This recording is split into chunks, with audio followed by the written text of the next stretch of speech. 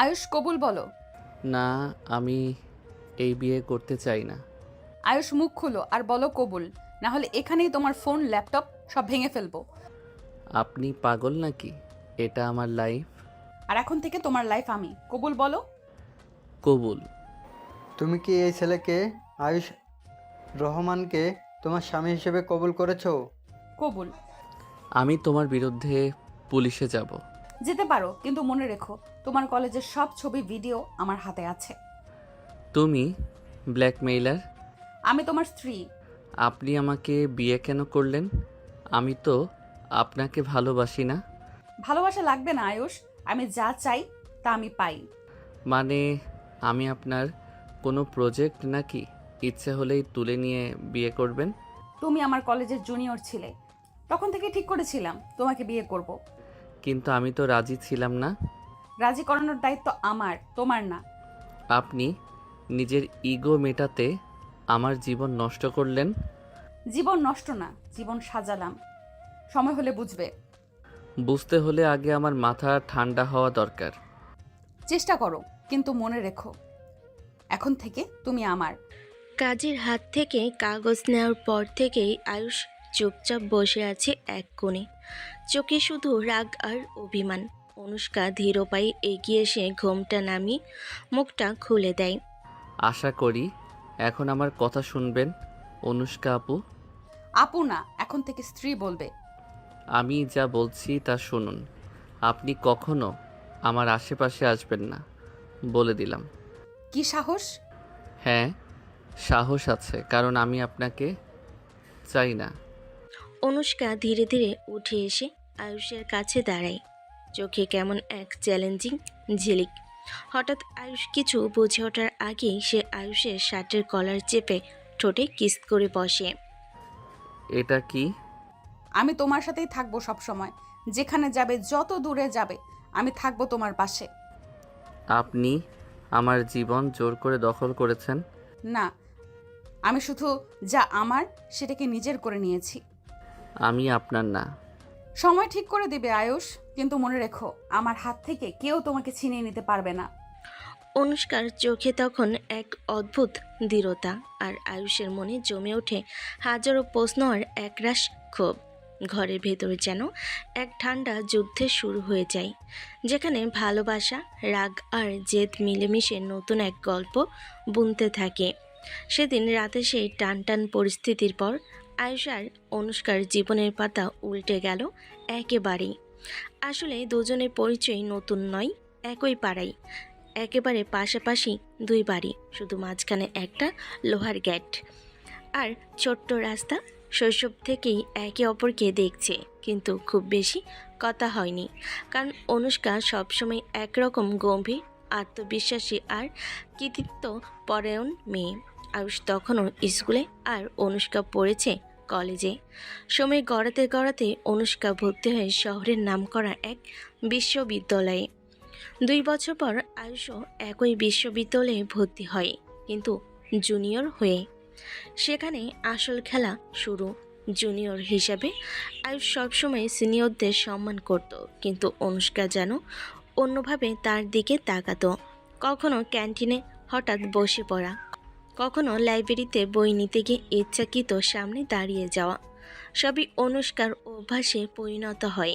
আয়ুষ ভেবেছিল সিনিয়রদের স্বভাবসুলভ মজা, কিন্তু অনুষ্কার চোখে লুকিয়েছিল অন্য কিছু, যেটা আয়ুষ বুঝতে পারেনি যতক্ষণ না একদিন হঠাৎ করেই তাকে জোর করে তুলে নিয়ে বিয়ে করে ফেলে।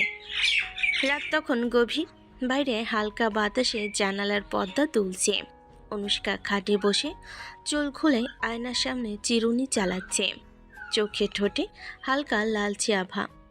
আয়ুষ এক কোণে বসে ফোনে স্ক্রল করছে, কিন্তু মনের ভিতর বিরক্তি আর রাগ যেন উত্থাল পাত্তাল করছে। অনুষ্কা আয়নায় তাকিয়ে হেসে বলল, বিয়ে যখন হয়ে গেছে এখন আদর করো। কোনো দিনও না। কি বললে? আপনি জোর করে আমাকে বিয়ে করেছেন, আমার অনুভূতির কোনো দাম দেননি, এখন আদর আশা করবেন না।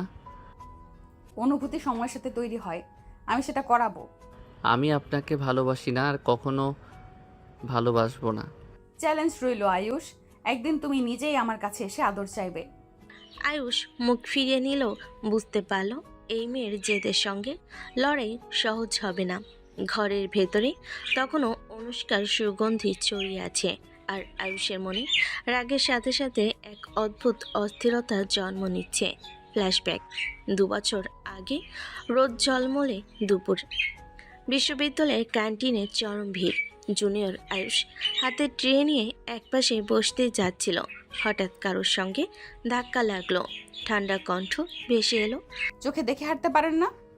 চোখ তুলে দেখলো অনুষ্কা আহমেদ, তার সিনিয়র, পুরো ক্যাম্পাসে পরিচিত কড়া স্বভাবের জন্য। আয়ুষ ভদ্রভাবে বলল, সরি আপু, খেয়াল হয়নি। আপু না, অনুষ্কা বলবেন। আপনি তো সিনিয়র, আপু বলাটাই স্বাভাবিক। সিনিয়র মানে দূরত্ব, আমি দূরত্বে বিশ্বাস করি না। আপনি চাইলে বন্ধুত্ব করতে পারেন, কিন্তু এরকম আদেশের সুরে না। তুমি আমার সঙ্গে তর্ক করছো জুনিয়র হয়ে? জুনিয়র মানে কি নিজের আত্মসম্মান হারাতে হবে? অনুষ্কার চোখে কেমন এক খুশি মেশানো বিস্ময়। সাহস আছে, ভালো লাগছে, কিন্তু মনে রেখো আমি যা চাই তা নিয়েই ছাড়ি। আয়ুষ তখনও বুঝতে পারেনি এই এক কথাই একদিন তার জীবনের সবচেয়ে বড় ঝড় ডেকে আনবে। বর্তমান দুপুরের পরের সময় আয়ুষের মা রান্নাঘরে, বাবা বসার ঘরে খবরের কাগজ পড়ছেন। হঠাৎ গেট খুলে একদম ভেতরে ঢুকে এলো অনুষ্কা, পরিপাটি শাড়ি, চোখে আত্মবিশ্বাসের ঝিলিক। অনুষ্কা সরাসরি সোফায় বসে বলল, আন্টি আমরা বিয়ে করছি। কি, তোমরা বিয়ে করছো? তুমি তো ওর সিনিয়র না? বয়স একটু সিনিয়র, তাতে সমস্যা কোথায়? তখনই ভেতর থেকে আয়ুষ তাড়াহুড়ো করে বেরিয়ে এলো। মা, আপনি কিছু শুনবেন না, এই মেয়ে আমাকে জোর করে বিয়ে করছে। কি বলছিস তুই? হ্যাঁ মা, আমি না করেছি, কিন্তু উনি পাত্তাই দিচ্ছেন না। আমি তো যা চাই তা পাই আন্টি, আর আয়ুষ আমার চাই। এটা কোনো প্রেম না, এটা জোর জবরদস্তি। এরকম সিনিয়র জুনিয়র বিয়ে তো জীবনে শুনিনি। শুনলেন, এখন দেখতেও পাবেন। বসার ঘরে এক অদ্ভুত নীরবতা নেমে এলো। কেউই বুঝে উঠতে পারছিল না এই মেয়ের আত্মবিশ্বাসকে কিভাবে থামানো যায়। অনুষ্কার কথা শোনার পর আয়ুষের মা বাবা অবাক হয়ে একে অপরের দিকে তাকাচ্ছিলেন। হঠাৎ পাশের বাড়ি থেকে তড়িঘড়ি ঢুকে এলো অনুষ্কার বাবা মা। অনুষ্কার মা রাগে কাপা কণ্ঠে, অনুষ্কা, তুই এখানে কি করছিস? তুই কি পাগল হয়ে গেছিস নাকি? জুনিয়র ছেলেকে জোর করে বিয়ে করবি? হ্যাঁ করব, কেন, এমন কাজের কারণ কি? ভালোবাসি তাই। ভালোবাসা? আমি তো আপনাকে ভালোবাসি না, আর এটা প্রেম নয়, এটা আপনার জেদ। আয়ুষ, তুই চিন্তা করিস না, আমি কথা বলছি ওর সঙ্গে। কাকা, আমি চাই না কারোর সঙ্গে কথা বলতে, আমি শুধু চাই এই বিয়ে ভাঙুক। যত চেষ্টাই করো আয়ুষ, তোমাকে আমি ছাড়বো না। আপনি আমার জীবনটা নষ্ট করেছেন। এই মেয়েটার জেদ একদিন সর্বনাশ ডেকে আনবে। কিন্তু অনুষ্কার চোখে তখনও সেই একই দৃঢ়তা, যেন যা মনস্থির করেছে তা করেই ছাড়বে। অনুষ্কা চল, তুই এখনই আমাদের সঙ্গে বাড়ি যাবি। এভাবে হুটহাট বিয়ে করা যায় না, তোকে নিয়ে গিয়ে ভালো করে ভাববো, তারপর ঠিক করব কি হবে। আমি কোথাও যাচ্ছি না। কি, তুই নিজের বাবা মায়ের কথা শুনবি না? অনুষ্কা ধীরে ধীরে দাঁড়িয়ে আয়ুষের পাশে গিয়ে দাঁড়ালো। না, শুনবো না, এখানে থাকবো। তুই জানিস না তুই কি করেছিস? যদি আমাকে জোর করেন আমি এখানেই সুইসাইড করব। আপনি কি বলছেন? এটা কেমন কথা? আমি যা বলছি সেটা সিরিয়াস। আমি এই বিয়ে মেনে নিয়েছি, আর এই ঘরই আমার ঘর। তুই এমন কথা বলতে পারিস কিভাবে? কারণ আমি আয়ুষকে ভালোবাসি, আর তার পাশ ছাড়া কোথাও যাব না। ঘরের ভেতর এক মুহূর্তের জন্য নিস্তব্ধতা নেমে এলো। আয়ুষের মনে রাগ আরও বেড়ে যায়, কিন্তু সে জানতো এই মেয়েটি জেদের কাছে সবাই অসহায়। বসার ঘরে টান টান নীরবতা ভেঙে অনুষ্কার বাবা ধীরে ধীরে এগিয়ে গেলেন আয়ুষের বাবার কাছে, মুখে একরাশ ক্লান্তি আর অনুনয়ের ছাপ। ভাই, আমার মেয়ে অন্যায় করেছে জানি, জেদি স্বভাব, কারোর কথা শোনে না, কিন্তু তাও ওকে ক্ষমা করে দিয়ে মেনে নেন দয়া করে। ভাই, এটা এত সহজ না। আমার ছেলেকেও জোর করে বিয়ে করেছে, ওর ইচ্ছা ছিল না। আমি বুঝি, কিন্তু এখন তো যা হওয়ার হয়ে গেছে। আমি চাই না দুই পরিবারের শত্রুতা তৈরি হোক। বাবা, আপনি কিছু মেনে নেবেন না? আমি রাজি না বলেছি। আয়ুষ, তোর রাগ আমি বুঝতে পারছি, কিন্তু মেয়ে তোকে সত্যিই ভালোবাসে। ভালোবাসা জোর করে আদায় করা যায় না আন্টি। আমি জোর করিনি, আমার ভালোবাসা বোঝাতে সময় নেব। আপনি জোরই করেছেন, আর আমি সেটা কখনো মেনে নেব না। আয়ুষের বাবা দুপক্ষের দিকে তাকিয়ে চুপ হয়ে গেলেন। তিনি জানতেন এ লড়াই এখনই থামানো সম্ভব নয়। রাত গভীর। আয়ুষ নিজের ঘরে দরজা বন্ধ করে বসে আছে। হঠাৎ কড়া ধাক্কায় দরজা খুলে যায়। অনুষ্কা প্রবেশ করলো, হাতে একটি ছোট্ট ব্যাগ। আয়ুষ মাথা ঘুরিয়ে, আনুষ্কা, আপনি এখানে কি করছেন? আমি কোথাও যাব না। তোমার বাবা মা বাইরে অপেক্ষা করছে। বাবা মাকে চলে যেতে বলছি। কেন? ওরা তো চিন্তিত তোমার জন্য। আমি বড় হয়ে গেছি, সিদ্ধান্ত নিতে পারি। তাদের এখানে থাকার দরকার নেই। অনুষ্কা, একটু শান্ত হন। আয়ুষ, বুঝলে আমি এখানেই থাকবো। হঠাৎ ফোন বেজে ওঠে। অনুষ্কা দ্রুত গিয়ে রিসিভ করে। আমি অনুষ্কা, কি হয়েছে? হ্যাঁ, আমি আছি। ফোন রেখে অনুষ্কা আয়ুষের দিকে ফিরে। যা বলছি তাই। তোমার সাথে থাকবো কি না সেটা আমি ঠিক করব। তোমার অনুমতি আমার দরকার নেই। ঘরের মধ্যে এক অদ্ভুত স্থিরতা বিরাজ করলো। দুজনের মধ্যকার শক্তির লড়াই যেন এখন শুরু হয়েছে। আয়ুষের ঘরের বাতাসে কাঁপছে রাগে। তার চোখ লাল, গলা কটাক্ষ কেঁপে উঠছে। আমার ঘর থেকে এখনই বের হয়ে যান। আমি আপনাকে সহ্য করতে পারছি না। অনুষ্কা চুপ করে দাঁড়িয়ে আছে, চোখে অশ্রু জমে। আমি আপনার সাথে থাকার কথা ভাবিনি কখনো। অনুষ্কা নীরবে মাথা নিচু করে যায়। ঘরটা নীরব হয়ে যায়। সেখানে শুধু দুজনের অন্তর্জ্বালা ঝলমল করছে। আয়ুষের রাগে উত্তপ্ত কণ্ঠের আওয়াজ ঘরে ভেসে আসছে। অনুষ্কা হঠাৎ তীব্র চোখে তাকিয়ে বেগবান হেসে বলে, তুমি এত রাগ করছো, তাই তো? বিনা কোনো শব্দে অনুষ্কা হঠাৎ আয়ুষের ঠোঁট কামড়ে ধরে। আয়ুষ চমকে ওঠে, চোখ খুলে, কিন্তু রাগ আর উত্তেজনার মাঝে যেন কিছু মিশে যায়। অনুষ্কা একটু ধীরে ধীরে এগিয়ে এসে আয়ুষের হাত ধরে তার শার্টের উপরে বোতাম খুলতে শুরু করে। আয়ুষ প্রথমে ঠেকা দেয়, কিন্তু অনুষ্কার গভীর চোখে তাকিয়ে কিছুটা হালকা হয়ে যায়। এখন থেকে শুধু রাগ নয়, আদরও শিখবে তুমি। আয়ুষ চোখ বন্ধ করে, আর ঘরটা ভরে যায় তাদের মিশ্রিত আবেগে আর রোমাঞ্চে। ঘরটা গভীর নিস্তব্ধতায় ঢাকা। বাতাসে মিশে আছে অনুষ্কার শাড়ি মিষ্টি গন্ধ। অনুষ্কা ধীরে ধীরে আয়ুষের শার্ট খুলে ফেলে। শার্ট খুলে গিয়ে তার ঠোঁট স্পর্শ করলো আয়ুষের বুকে। আয়ুষ হঠাৎ তার হাত বাড়িয়ে অনুষ্কার কাঁধ থামিয়ে দিল। থামো, এটা ঠিক নয়। কেন? আয়ুষ হাত সরিয়ে নিয়ে দাঁড়িয়ে পড়ল, রাগ আর লজ্জার মিশ্রণে। আমি বিয়ে মানি না। আমি এখনো এসবের জন্য তৈরি নই। অনুষ্কা কিছু বলতে গেল, কিন্তু আয়ুষ কড়া স্বরে বলল, আমার উপর চাপ দিও না। ঘরটা আবার নীরব হয়ে গেল। সেখানে শুধু দুটি হৃদয়ের ব্যথা আর অনির্বাচনীয় টানাপোড়েন বাজছিল। বেলকনি ঢালু রেলিং ধরে দাঁড়িয়ে আকাশের দিকে তাকিয়ে আয়ুষ ভেবেছিল, মেয়েদের ছোঁয়া কেন এত নেশার সৃষ্টি করে? এই নেশা যেন কন্ট্রোল করা ক্রমশ কঠিন হয়ে পড়ছে। তার হাত একটু কাঁপছিল, যা অদ্ভুতভাবে তেজে ভরে উঠছিল। আমি তো ভাবতাম আমি এই ব্যাপারে কতটা দূরে থাকতে পারবো, কিন্তু আজ বুঝতে পারছি এই অনুভূতিটা নিয়ন্ত্রণ করা সহজ নয়। একসময় নিজের প্রতি অদ্ভুত রাগ হচ্ছিল। আমি কি করে এতটাই দুর্বল? মনে মনে সে নিজেকে প্রশ্ন করছিল। বাতাস কিছুটা ঠান্ডা ছিল, কিন্তু তার মনের তাপ আরও বাড়ছিল। কিন্তু তার মন এক টানাপোড়েনের মধ্যে আটকা পড়েছিল, ভালোবাসার স্বীকৃতি না দেওয়া আর অস্বীকারের মাঝামাঝি। সকাল ছুটে এসেছে।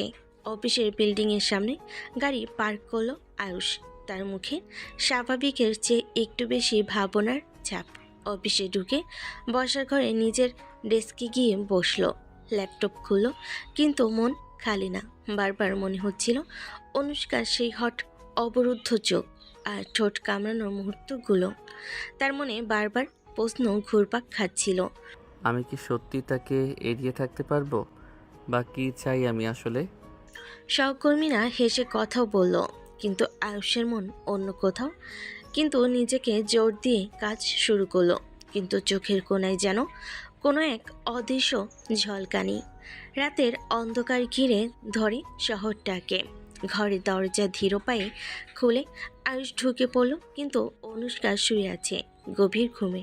তার গায়ে লাইট শাড়ি নেই, শুধু সাদা পায়জামা আর হালকা টপ। পেট বেরিয়ে আছে। আয়ুষ নিঃশ্বাস থামিয়ে চুপচাপ এগিয়ে গেল।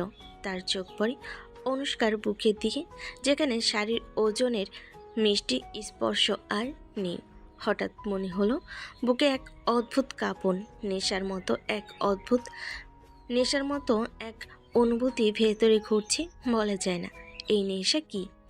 কি জানি না, কি বুঝি না, শুধু মনে হলো এই মুহূর্তে অনুষ্কার কাছে নিজেকে সম্পূর্ণ হারিয়ে ফেলতে ইচ্ছে করছে। আয়ুষ হাত বাড়িয়ে ধীরে ধীরে তার কানের কাছে কণ্ঠ নিয়ে ফিসফিস করলো, তোমাকে ছুঁয়ে যেতে চাই, তোমার কাছে থাকতে চাই। অনুষ্কা নিঃশ্বাস নিয়ে একটু নড়ল, তার চোখ লাজুকভাবে খোলা হলো। অনুষ্কা চোখ খুলতেই আয়ুষ দ্রুত সরে গেল। সরছো কেন? আদর করো আমাকে। কোনো দিনও না। অনুষ্কার চোখে অদ্ভুত চ্যালেঞ্জের ঝিলিক, হাসি মিশিয়ে বলল, তুমি যতই না করো, আমি তো আমার মতো করেই করব। দেখো, রাগ, আদর আর ভালোবাসার আদর আলাদা। তো আমি তো শুধু আদরের জন্যই বলেছি। ঘরের মধ্যে একটা মৃদু চাপা হাসি আর বাতাসে ভাসছে তাদের অদ্ভুত টানাপোড়েনের সুর। অনুষ্কার চোখে শখের ঝিলিক। ধীরে ধীরে সে আয়ুষের গলার কাছে এসে কণ্ঠস্বর কমিয়ে পড়ল। আসো জান, আদর করে তোমাকে। হাত বাড়িয়ে আয়ুষের গলা ধরে ঠোঁটে চুমু দিতে শুরু করলো।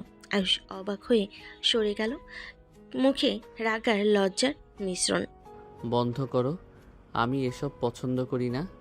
সরে গেলে কেন? এটা না করলে আমি তো যেতে পারবো না। আয়ুষ ঘাড় জটকিয়ে পিছিয়ে গেল আর বলল, আমার জায়গায় একটু শালীন হও। আচ্ছা, তোমার জন্য তো সবই করব। ঘরের মধ্যে যেন এক নরম টানা পড়েন, রাগার ভালোবাসার মেলবন্ধন। সকালবেলা ঘরের জানালা দিয়ে হালকা সূর্যের আলো ঢুকছে। অনুষ্কা গোসল শেষ করে শাওয়ার রুম থেকে বেরিয়ে আসে। দৈহিক আকৃতি ফুটিয়ে তোলা নরম পেটিকোট আর স্লিম ফিট ব্লাউজ পরে কাছে আসতে আসতে চোখ মেললেই দেখলো আয়ুষ যা দেখে তার মুখ থেকে অবাক হয়ে তাকিয়ে আছে। অনুষ্কার চোখে দুষ্টামি ফুটে উঠল। সে ধীরে ধীরে চলে গিয়ে আয়ুষের পাশে দাঁড়িয়ে পড়ল। চোখ রক্ষা করো না, আজ তো আমার দিন। এই মেয়ে প্রতিদিনই যেন নতুন চ্যালেঞ্জ নিয়ে আসে।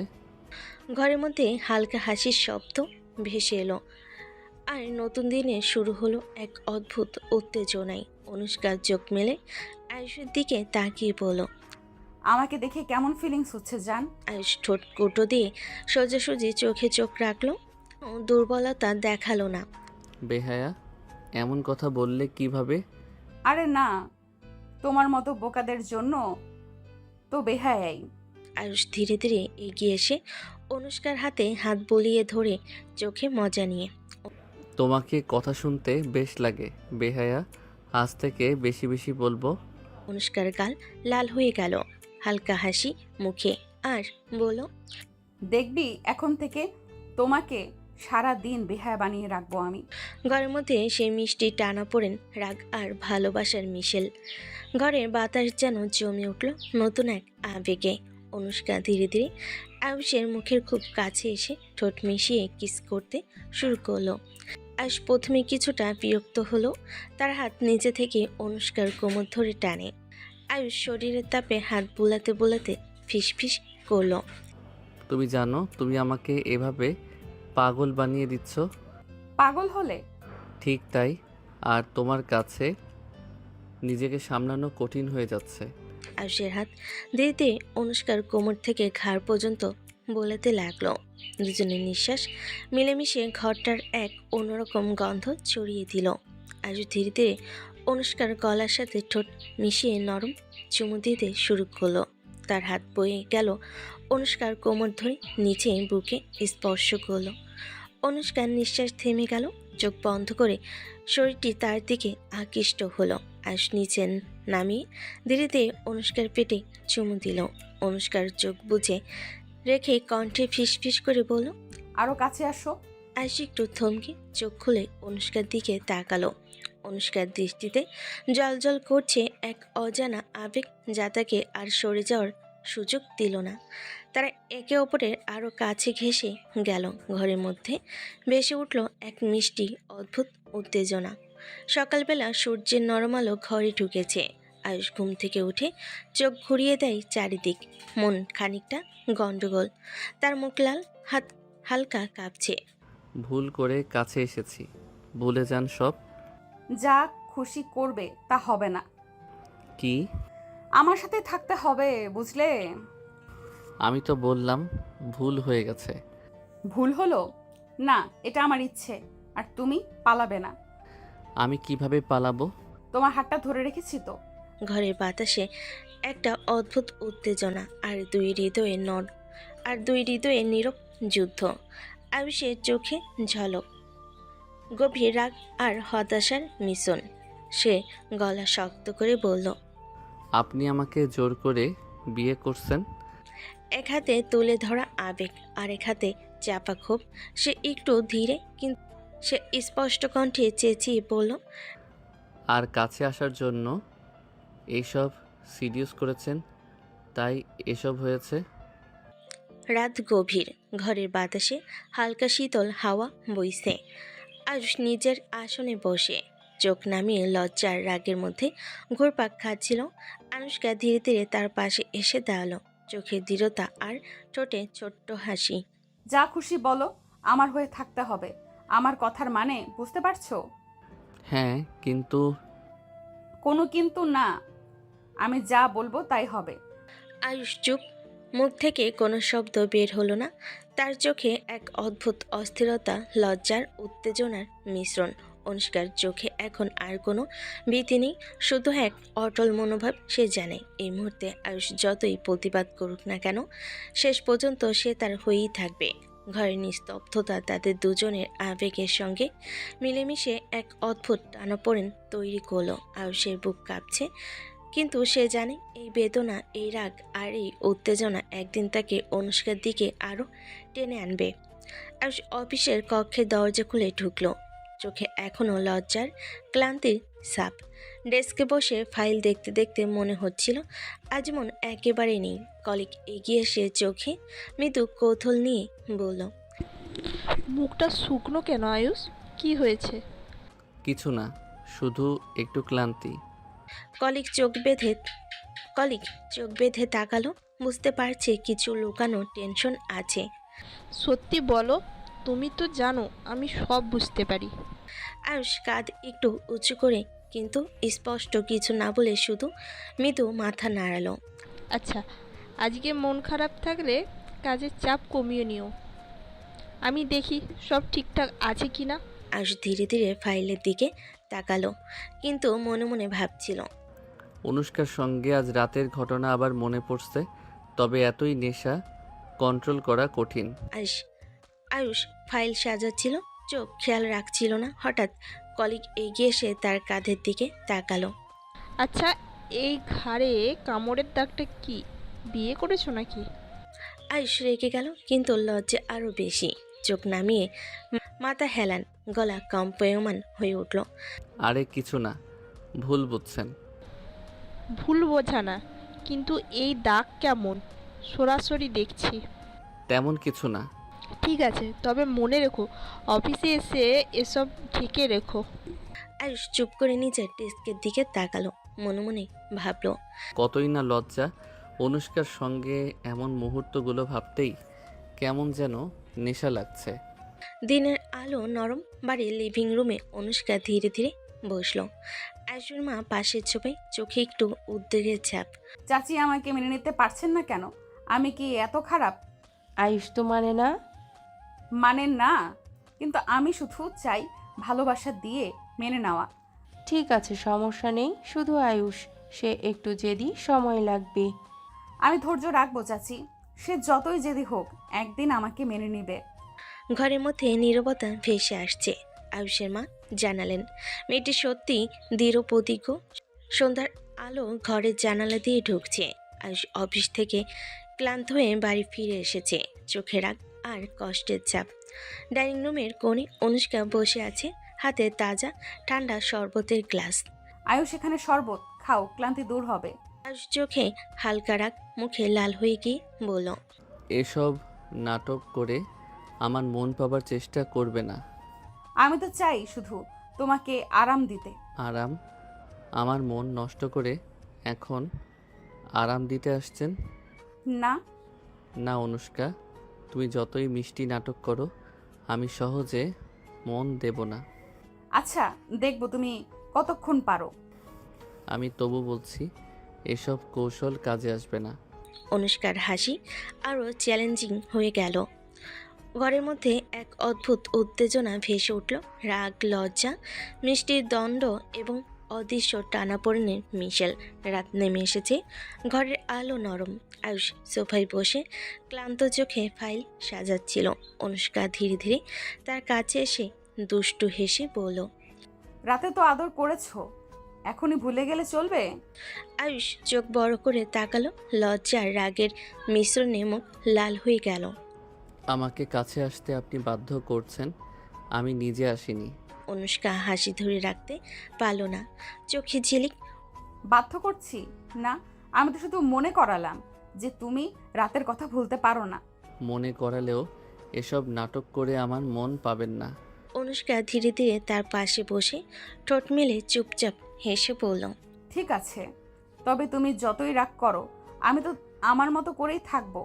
ঘরের মধ্যে রাগ, লজ্জা আর দুষ্টামি মিশে এক অদ্ভুত উত্তেজনা তৈরি করলো। আয়ুষ চোখ নামিয়ে ফাইলের দিকে তাকালো, মনে মনে ভাবল, এই মেয়েটা ভয়ঙ্কর। রাত গভীর, ঘরের আলো নরম। অনুষ্কা ধীরে ধীরে বেডরুমে দরজা খুলে হাজির হলো। হালকা পিঙ্ক নাইট ড্রেস পরে, ড্রেসের নরম কাপড় তার শরীরের ভাঁজকে সুন্দরভাবে ফুটিয়ে তুলছে, আর তার চোখে দুষ্টামি ঝলমল করছে। আজ প্রথমে ফাইলটা রেখে তাকালো, চোখ বড় হয়ে লজ্জা আর বিস্ময়ে মুখ লাল। বারবার চোখ সরাচ্ছে, কিন্তু দৃষ্টি যেন অনুষ্কার সঙ্গে আটকে আছে। অনুষ্কা ধীরে ধীরে তার পাশে এসে বলল, রাতটা তো শুধু আমাদের, তাই না? অনুষ্কা, এমন করে কাছে আসবে না।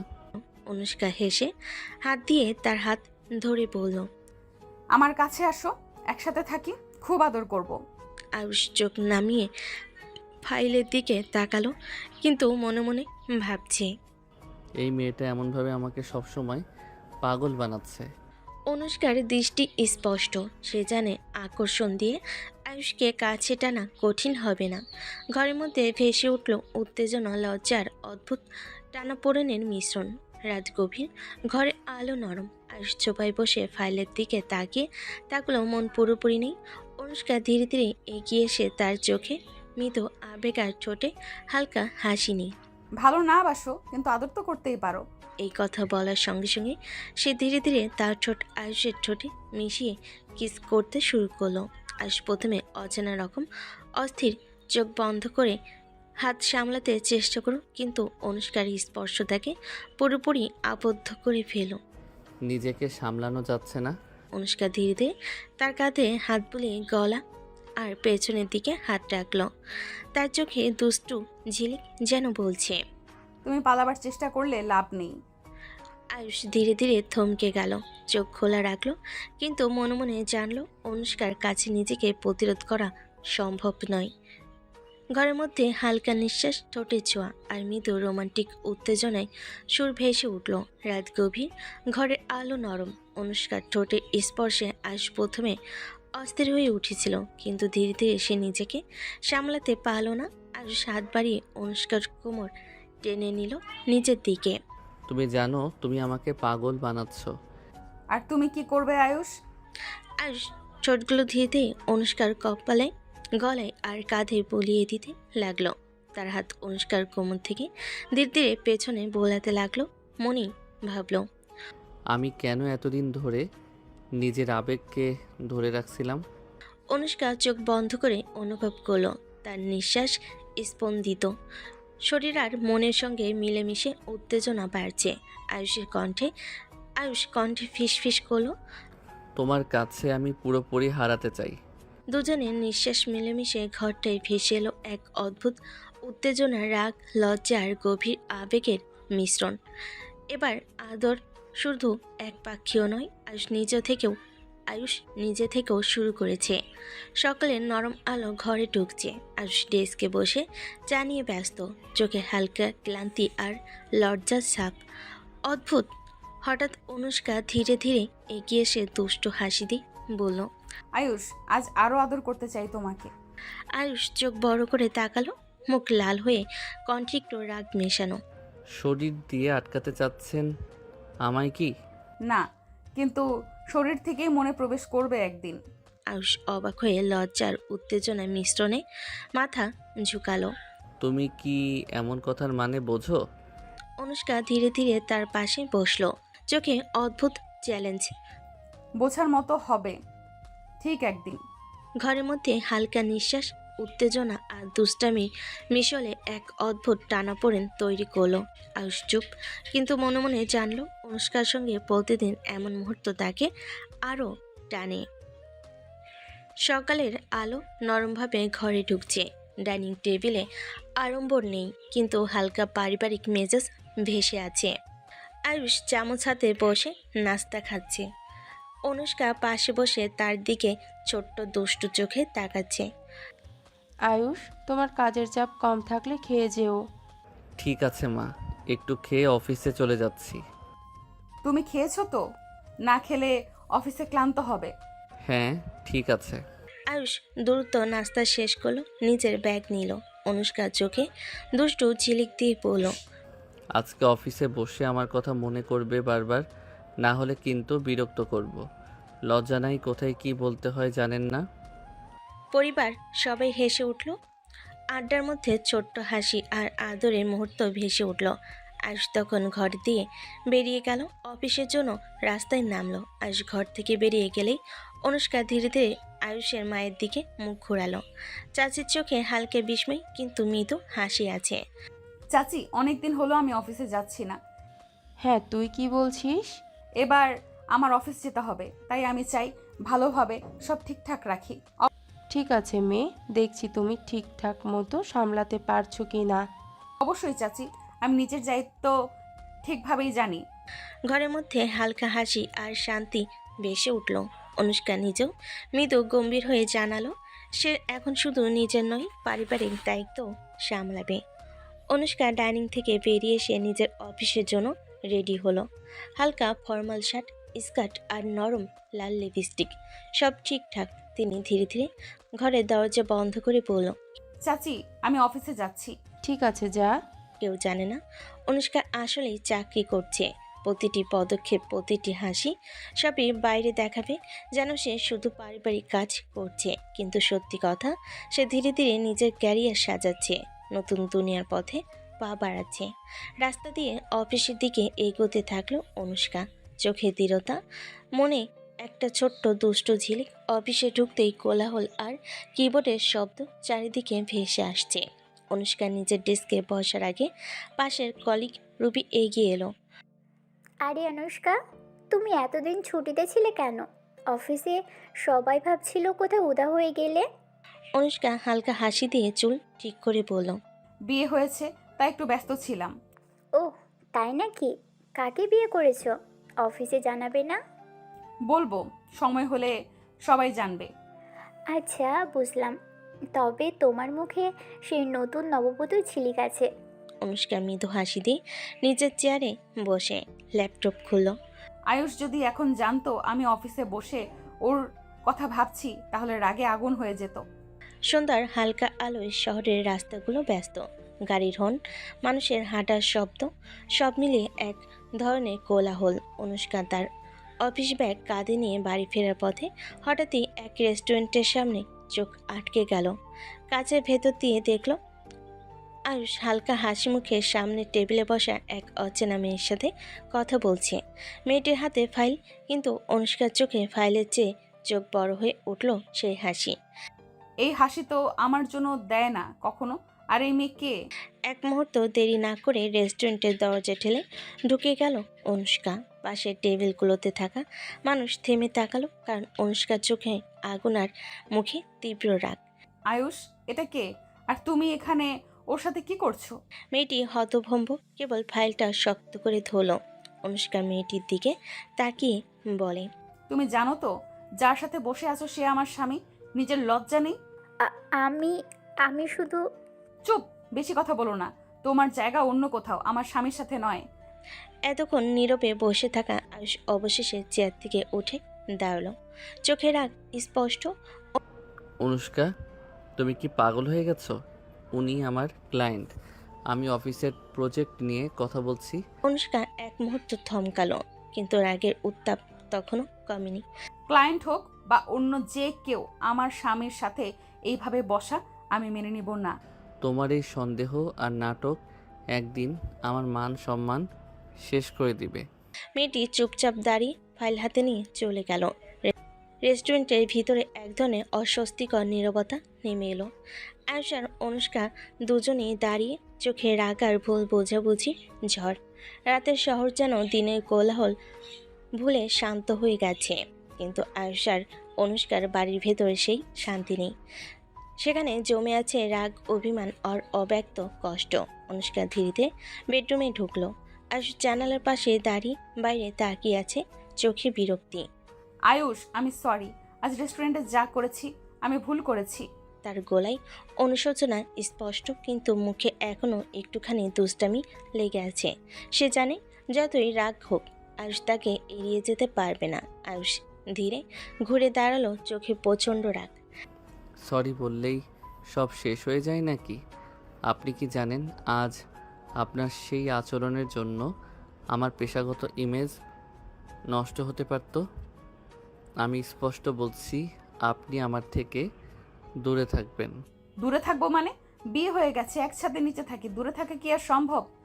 সম্ভব, যদি আপনি আমাকে একটু স্পেস দেন। প্রতিটি মুহূর্তে নাটক করে আমার জীবন কন্ট্রোল করার চেষ্টা করবেন না। আয়ুষের কণ্ঠে কষ্ট, কিন্তু অনুষ্কার চোখে ভালোবাসার জেদ।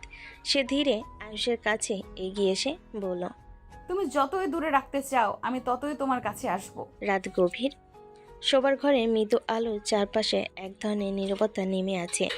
আয়ুষ এখনও রেগে আছে সন্ধ্যার ঘটনার জন্য। সে বিছানার একপাশে শুয়ে আছে, চোখ বন্ধ, যেন অনুষ্কার উপস্থিতি অনুভবই করতে পারছে না। কিন্তু অনুষ্কা, সে তো চুপ করে থাকার মানুষ নয়। ধীরে ধীরে সে উঠে আয়ুষের দিকে ঝুঁকলো, তার চুলে হাত বোলালো, তারপর এক মুহূর্ত দেরি না করে ঠোঁটে নরম চুমু দিল। তোমাকে ছাড়া ভালো লাগে না জান। কিন্তু গলায় মায়া, কিন্তু চোখে দুষ্টু ঝিলিক। সে যেন আয়ুষের রাগ গলাতে চাইছে। আয়ুষ চোখ খুলে তাকালো, মুখে বিরক্তির ছাপ। এই ন্যাকামি করে লাভ নেই অনুষ্কা। আপনার এই আদিক্ষেতা আমি পছন্দ করি না। দিনভর ড্রামা করেন আর রাতে এসে কিস করে সব ঠিক করতে চান। এটা হবে না। আদিক্ষেতা নয়, এটা ভালোবাসা। তুমি যতই রাগ দেখাও আমি তোমাকে ছেড়ে থাকতে পারি না। আর আমি চাই একটু শান্তি। সবসময় আপনার এই জেদ সহ্য করতে কষ্ট হয়। দুজনের চোখে চোখ রেখে থাকা, একদিকে রাগ, অন্যদিকে অটল ভালোবাসা।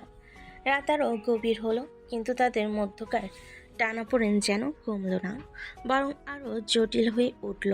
রাত প্রায় 11:30। শহরের আলো ঝলমলে জানালা দিয়ে হালকা বাতাস ঘরে ঢুকছে। আয়ুষ টেবিলে বসে কিছু ফাইল দেখছে, চোখে চাপা ক্লান্তি আর বিরক্তি। কিন্তু অনুষ্কার চোখে যেন কোনো ক্লান্তি নেই, বরং অদ্ভুত এক উদ্যম। অনুষ্কা ধীরে ধীরে আয়ুষের পেছনে এসে কাঁধে হাত রাখল, তারপর ঠোঁটের কোণে দুষ্টু হাসি এনে বলল, জান, কাছে আসো না। আয়ুষ ভুরু কুঁচকে ফাইল বন্ধ করলো। অনুষ্কা, আমি এখন এসব মুডে নেই।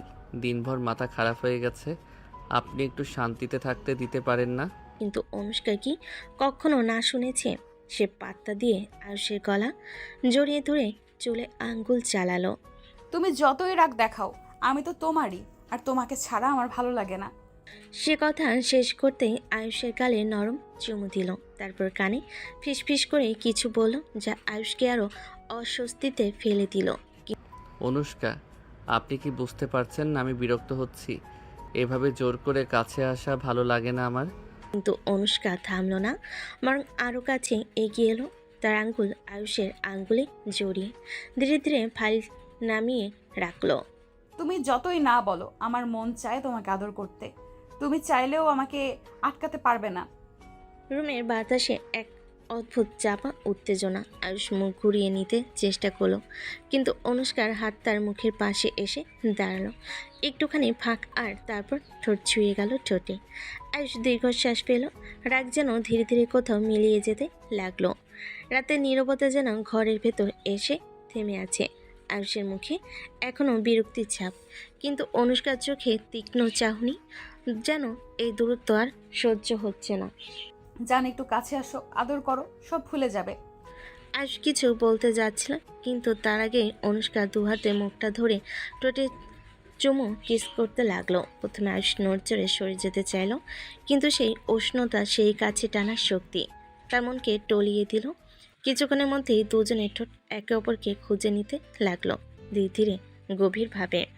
দেখলে, রাগের চেয়ে আদর অনেক ভালো লাগে। তার হাত আয়ুষের কাঁধে, আর আয়ুষের দৃষ্টি ধীরে ধীরে নরম হয়ে এলো।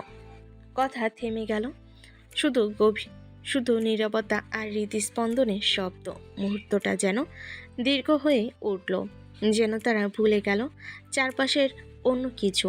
সকালবেলা আলো জানালা পেরিয়ে ঘরে ঢুকছে, পাখির ডাক, চায়ের গন্ধ, কিন্তু আজ ঘরের ভেতরে পরিবেশের এক অদ্ভুত নীরবতা। আজ বিছানার কিনারায় বসে আছি, চুল এলোমেলো, চোখে হালকা লজ্জা মেশানো অস্বস্তি। অনুষ্কা ঠিক উল্টো, চোখে দুষ্টু ঝিলিক, ঠোঁটে মুচকি হাসি। আয়ুষ টেবিলে নাস্তা করছে, চোখ নামানো, মুখে গম্ভীর ভাব। অনুষ্কা কিন্তু আজ ভোর থেকে কিছু প্ল্যান করে রেখেছে। জান, চা খাবে তো? সে ধীরে ধীরে আয়ুষের সামনে কাপ রাখলো, কিন্তু হাতের আঙ্গুলগুলো এমনভাবে ছুঁয়ে গেল যেন আয়ুষ খানিকটা চমকে তাকালো। এভাবে নাটক করে লাভ নেই, আমি অফিসে যাচ্ছি। অফিসে যাওয়ার আগে একটু হাসো তো।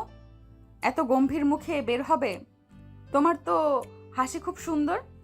সে কথাটা বলে আয়ুষের গালে হালকা চিমটি কাটলো। আয়ুষ চামচ নামিয়ে পেল, বিরক্তি দিতে তাকালো, কিন্তু চোখের কোণে এক ফোঁটা অস্বস্তির ঝিলিক ধরা পড়ল।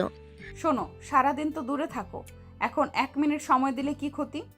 সে হঠাৎই চুলের খোপা ঢিলে করে দিল, লম্বা চুল কাঁধে গড়িয়ে পড়ল, আর সামান্য সামনে ঝুঁকে আয়ুষের চোখের সামনে এসে দাঁড়ালো। আপনি এসব ইচ্ছে করে করছেন, আমার দেরি হয়ে যাবে। অনুষ্কার ঠোঁটের ছোট্ট এক বিজয়ী হাসি ফুটে উঠল। সে জানে অফিসে গেল এই সকালে দুষ্ণমির কথা আয়ুষ সহজে ভুলতে পারবে না। অনুষ্কা ধীরে ধীরে এগিয়ে এলো, হঠাৎই সে আয়ুষের ঠোঁট কামড়ে নরম কিস করলো।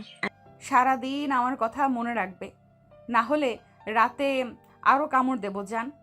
লাল চোখ আয়ুষ, মুখ একটু লাল, চোখ বড়, হাত দিয়ে চেষ্টা করলো সামলাতে, কিন্তু মনে মনে জানালো এই দুষ্টু মেয়েটির ছলনায় সে সারাদিন ব্যস্ত থাকবে।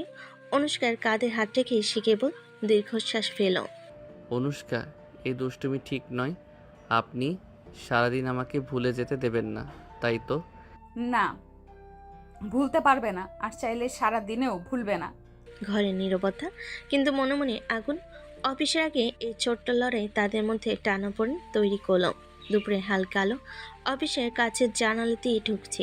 আয়ুষ ডেস্কে বসে ফাইল দেখছে, কিন্তু চোখ বারবার ঘড়ির দিকে যাচ্ছে। মনে হচ্ছে তার মন অন্যত্র। ঠিক সেই মুহূর্তে ফোনের বাজনাটা ঘরে প্রতিধ্বনি করছে। কে আবার ফোন করছে? ফোনে দেখল অনুষ্কার নাম, মাথা কাঁপিয়ে দীর্ঘশ্বাস ছাড়লো, কিন্তু ফোন রিসিভ করলো। জান, অফিসে কি চলছে? সারাদিন কি খেয়াল রাখো না আমাকে? তুমি তো সারাদিন আমাকে ভুলে যাও, তাই না? অনুষ্কা, আমি অফিসে কাজ করছি, ফাইল দেখার সময় ফোনে ব্যস্ত থাকবো না নিশ্চয়ই। আর আমি চাই তোমার সারা দিন আমার কথা মনে থাকুক। ফাইলের চেয়ে বেশি তো মনে পড়তেই হবে। আয়ুষ হাত কপাল থেকে নামালো, মন ভেতরে ছোট্ট হতাশা। সে জানে যতই রাগ দেখাক, অনুষ্কা সারাদিন তার মন কাটতে যা যা করা লাগে তাই করতে পারে। বিকেলের সূর্য কাছের জানালা দিয়ে হালকা রোদে ঢুকছে। অফিসের মধ্যে সবাই স্বাভাবিক, কিন্তু আয়ুষের মন একদম স্বাভাবিক নয়। তার ডেস্কের ফোন আবার বাজছে, যে ফোনটি আজ সারাদিন তাকে বিরক্ত করেছে। এবার আবার আয়ুষ হালকা বিরক্তি ফোনটা রিসিভ করে। আর এবার কেন ফোন দিছেন? জান, তুমি তো একবারও ফোন দিচ্ছ না। তুমি কি ভুলে গেছো আমাকে? ফোন রাখেন, বিরক্ত করবেন না। বিরক্ত করছি না জান, আজ রাতে তোমাকে আর নিঃশ্বাস নিতে দেবো না, জানো তো। আয়ুষ কপালে ঠেসে বসে আছে, মন ভেতরে অস্থির, রাগ, লজ্জার অদৃশ্য টান সব মিলিয়ে তার মাথা ঘুরছে। ফাইলের দিকে তাকালেও মন পুরোপুরি নেই, চোখে শুধু ফোনে স্ক্রিন এবং অনুষ্কার দুষ্ট হাসি। অনুষ্কা, তুমি এভাবে বিরক্ত না করলে কি শান্তি পাবো? আমি সারাদিন ধরে শুধু কাজ করতে চাই। চিন্তা করো না, আমি সারাদিন তোমার চিন্তায় থাকবো। তুমি যতই বিরক্ত হও, আমি তোমারই। ফোনের কল শেষ হলো, কিন্তু আয়ুষের চোখে এখনও অনুষ্কার দুষ্ট হাসির ছাপ। দুজনের মধ্যেই ছোট্ট দুষ্টামি, এক ধরনের টান, এক অদৃশ্য লড়াই যা সারাদিন তাদের মনকে জড়িয়ে রাখছে। রাত নামছে শহরে। আয়ুষ অফিস থেকে ফিরে বাড়ির দিকে আসছে। মাথায় এখন সারাদিনের কাজ আর অনুষ্কার দুষ্টামি। ফোনটি বেজে উঠল, অনুষ্কার নাম। আয়ুষ হালকা দম বন্ধ করে ফোন রিসিভ করে বলে, এবার কি আবার দুষ্টুমি? রাতে তোমাকে এত আদর দেবো জান, মনে হবে সারাদিনের সব ক্লান্তি এক মুহূর্তে উড়ে যাবে। তোমার শরীরও কেঁপে উঠবে, ভেবেই মন খুশি হয়ে যাচ্ছে। আয়ুষ ফোনটি নামিয়ে রাখলো, মুখে রাগের ছাপ, কিন্তু মন ভেতরে অদ্ভুত এক উত্তেজনা। সারাদিন তার উপর যে দুষ্টামি চলছিল, এবার রাতের জন্য তার মন পুরোপুরি অনুষ্কার দিকে চলে গেছে। এই মেয়েটি সারাদিন আমাকে শুধু রাগিয়ে রাখে না, সারাদিন ধরে আমার মনও কাড়ে। রাতের ঘরে বাতাস হালকা ঠান্ডা। আয়ুষ জানে আজকের রাত্রিও অনুষ্কা তার ধৈর্য পরীক্ষা করবে, কিন্তু সে জানে এই পরীক্ষায় সে হারতেই চলেছে। রাতের ঘর আলো নরম ঝলকে ভরা, মোমবাতি জ্বালানো, ছোট ছোট ফ্লাওয়ার রসের গন্ধে ভরে ছড়িয়ে আছে। ঘরে মোমবাতি জ্বালানো, ছোট ছোট ফ্লাওয়ার্সের গন্ধ ঘরে ছড়িয়ে আছে। প্রত্যেকটি কৌণিক হালকা কোণে হালকা আলো অনুষ্কার পরিকল্পনা যেন আরও রহস্যময় করে তুলেছে। অনুষ্কার পা ধীরে ধীরে ঘরের ভেতর নামছে। জর্জেটের শাড়ি, নরম কাঁধের লাইন উজ্জ্বল আলোয় ঝিলমিল করছে। চুল কাঁধে ভেসে আছে, চোখে দুষ্টু চাহনি। ঠাস করে ঘরের দরজা খোলা হলো। আয়ুষ ঢুকলো, শ্বাস আটকে গেল, চোখ বড় হয়ে গেল, মুখে রাগের বদলে কেবল অবাক হয়ে থাকা। জান, রাতটা তোমার জন্য সাজিয়েছি, ভালো লাগবে তো? আর সামান্য এগোতে চাইল, কিন্তু গা অচেনা উত্তেজনায় স্তব্ধ।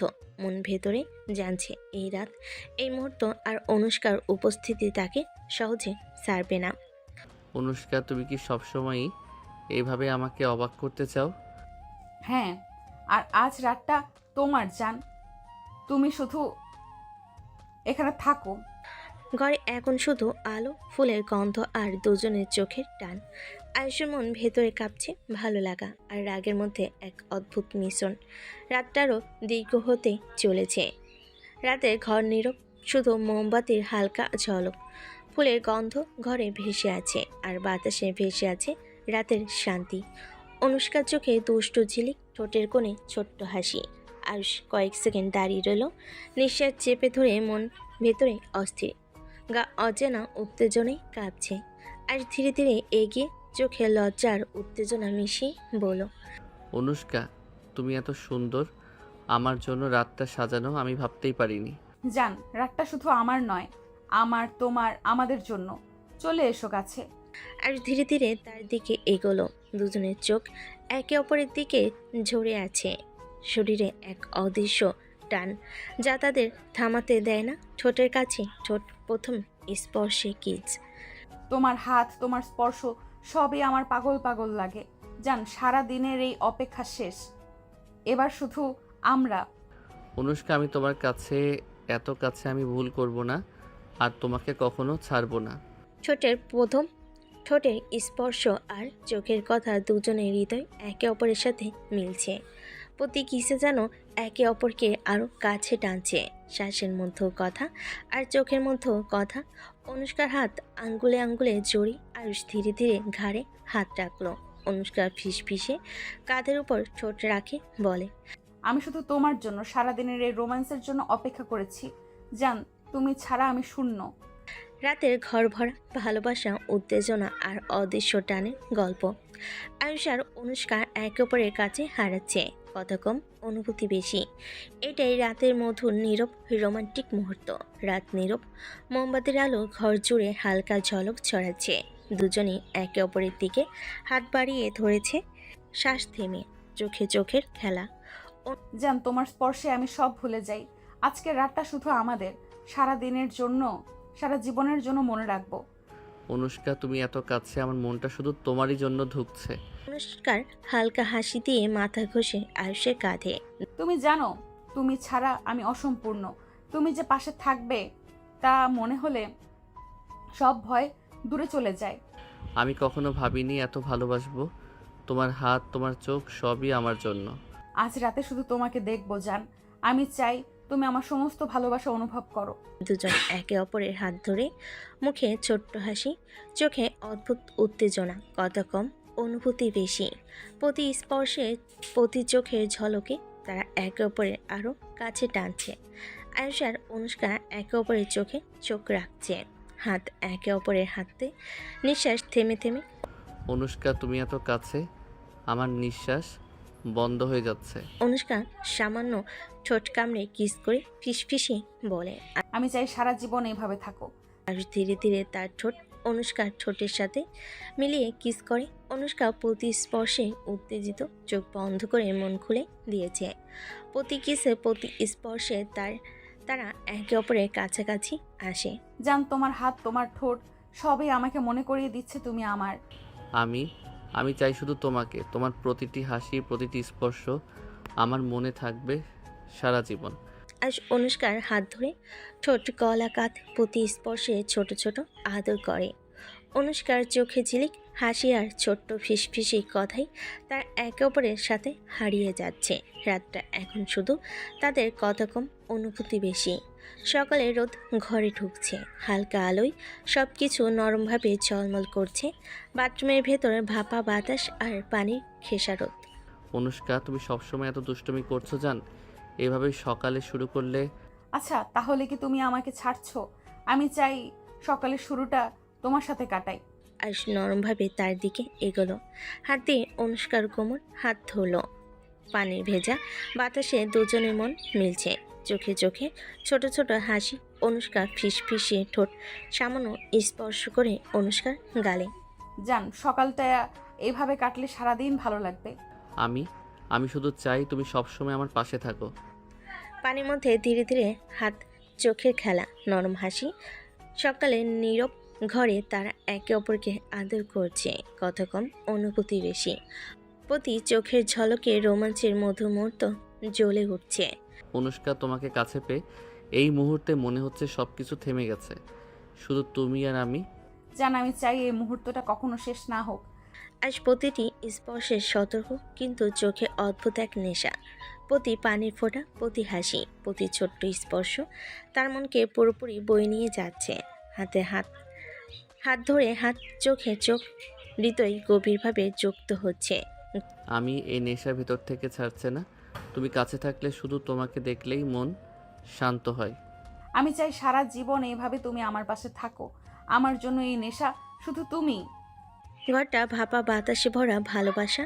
আজ অনুষ্কার প্রতি ছোট ছোট স্পর্শে হার মানছে, কিন্তু সব কিছু সংযত, চোখে চোখ, হাসি আর ফিসফিসি কথায় রাতের নেশা ভেসে যাচ্ছে। সকালের আলো ঘরে ঢুকছে, বাথরুমের ভেজা বাতাস আর গোসল শেষে অনুষ্কা সুন্দরভাবে সাজিয়ে উঠেছে। জর্জেটের হালকা শাড়ি, চুল সামান্য বাঁধা, চোখে ঝিলিক। আজ পাশে বসে তাকিয়ে আছে, মুখে ছোট্ট হাসি আর চোখে লজ্জা। অনুষ্কা হালকা হাসি দিয়ে খাবারের দিকে তাকিয়ে বলে, সকালের খাবার সবাই মিলেই একসাথে খাবো। অনুষ্কা, তুমি সত্যিই ভালো। এভাবে সকালের শুরু হলে ঘরটা আরও উজ্জ্বল হয়ে যায়। মা, আমি ঠিক আছে। অনুষ্কার হাতেই সব ঠিক হয়ে যাচ্ছে, তাই। সবার মধ্যে হালকা হাসি, ছোট ছোট কথোপকথন। আয়ুষ ও অনুষ্কা একে অপরের দিকে নজর রাখছে, কিন্তু চোখে চোখ, ছোট্ট রোমান্টিক টান। সকালের এই পারিবারিক মুহূর্তে আয়ুষ বুঝতে পারছে অনুষ্কার উপস্থিতি শুধু তার জন্যই নয়, পুরো পরিবারের মনও আনন্দ ছড়াচ্ছে। জান, আজকের সকালটা শুধু আমাদের নয়, সবার সঙ্গে কাটালে আরো সুন্দর লাগে। হ্যাঁ, তুমি সত্যিই জানো কিভাবে ঘরটা উজ্জ্বল করতে হয়। সকালের খাবারের পর ঘরের ভেতর হালকা চুপচাপ আয়ুষ কাপড় পরিবর্তন করে অফিসের জন্য বের হচ্ছে। চোখে অদ্ভুত অস্থিরতা। অনুষ্কাও তার ব্যাগ হাতে নিয়ে বের হতে যাচ্ছে, কিন্তু মন ভেতরে উদ্দীপ্ত। আয়ুষ হালকা হাসি চেপে দরজার দিকে তাকিয়ে বলে, অনুষ্কা, আজ অফিসে আবার সেই কাজের চাপ থাকবে, তুমি তোমার কাজে মন দাও। জান, তুমি অফিসে থাকলেও আমি তোমার কথা মনে রাখবো, আর সারা দিনের শেষে দেখব তুমি ঠিক আছো কিনা। দরজা বন্ধ হলো। দুজন আলাদা কাজের দিকে রওনা হলো। তাদের মধ্যে ছোট্ট মায়া, চোখে ঝিলিক, যা সারাদিনের মনকে টানছে। অফিসে প্রবেশের সঙ্গে সঙ্গে দুজনই নিজেদের কাজের মধ্যে মন বসালেও মনের ভেতর অদ্ভুত উত্তেজনা আর রোমান্টিক টান অদৃশ্যভাবে চলছে।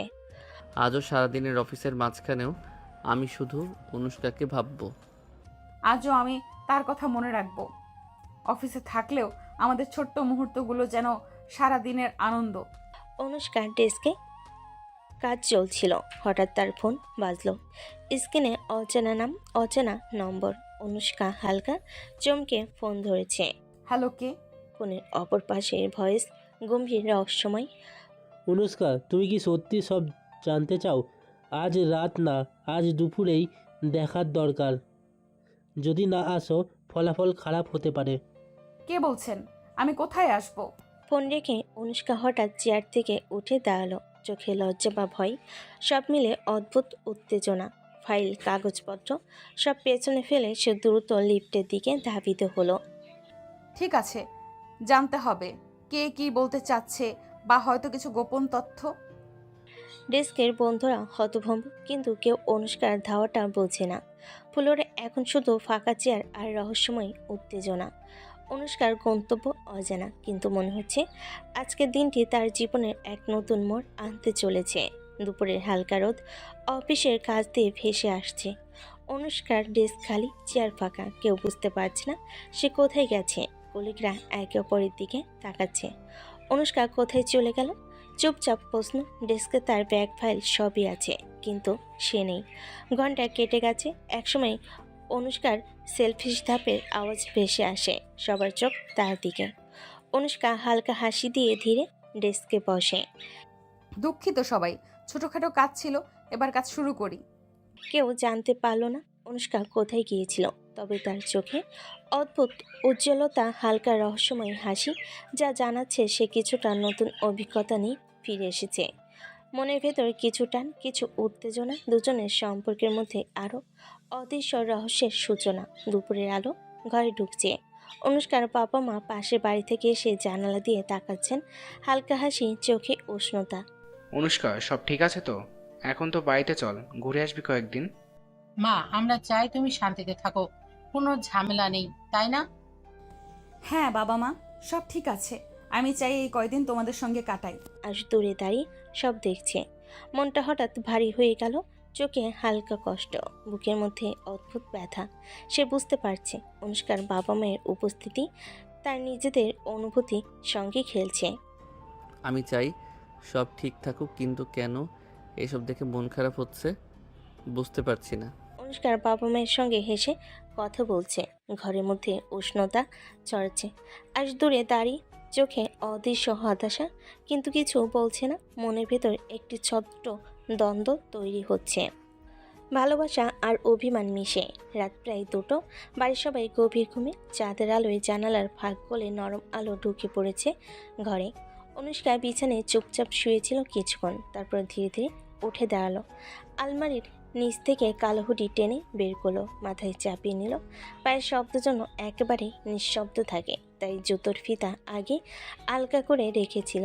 চোখের কোণে একবার ঘড়ির দিকে তাকালো। 2:17 AM। ধীরে ধীরে বারান্দার দরজা খুলে বাইরে বেরিয়ে গেল সে।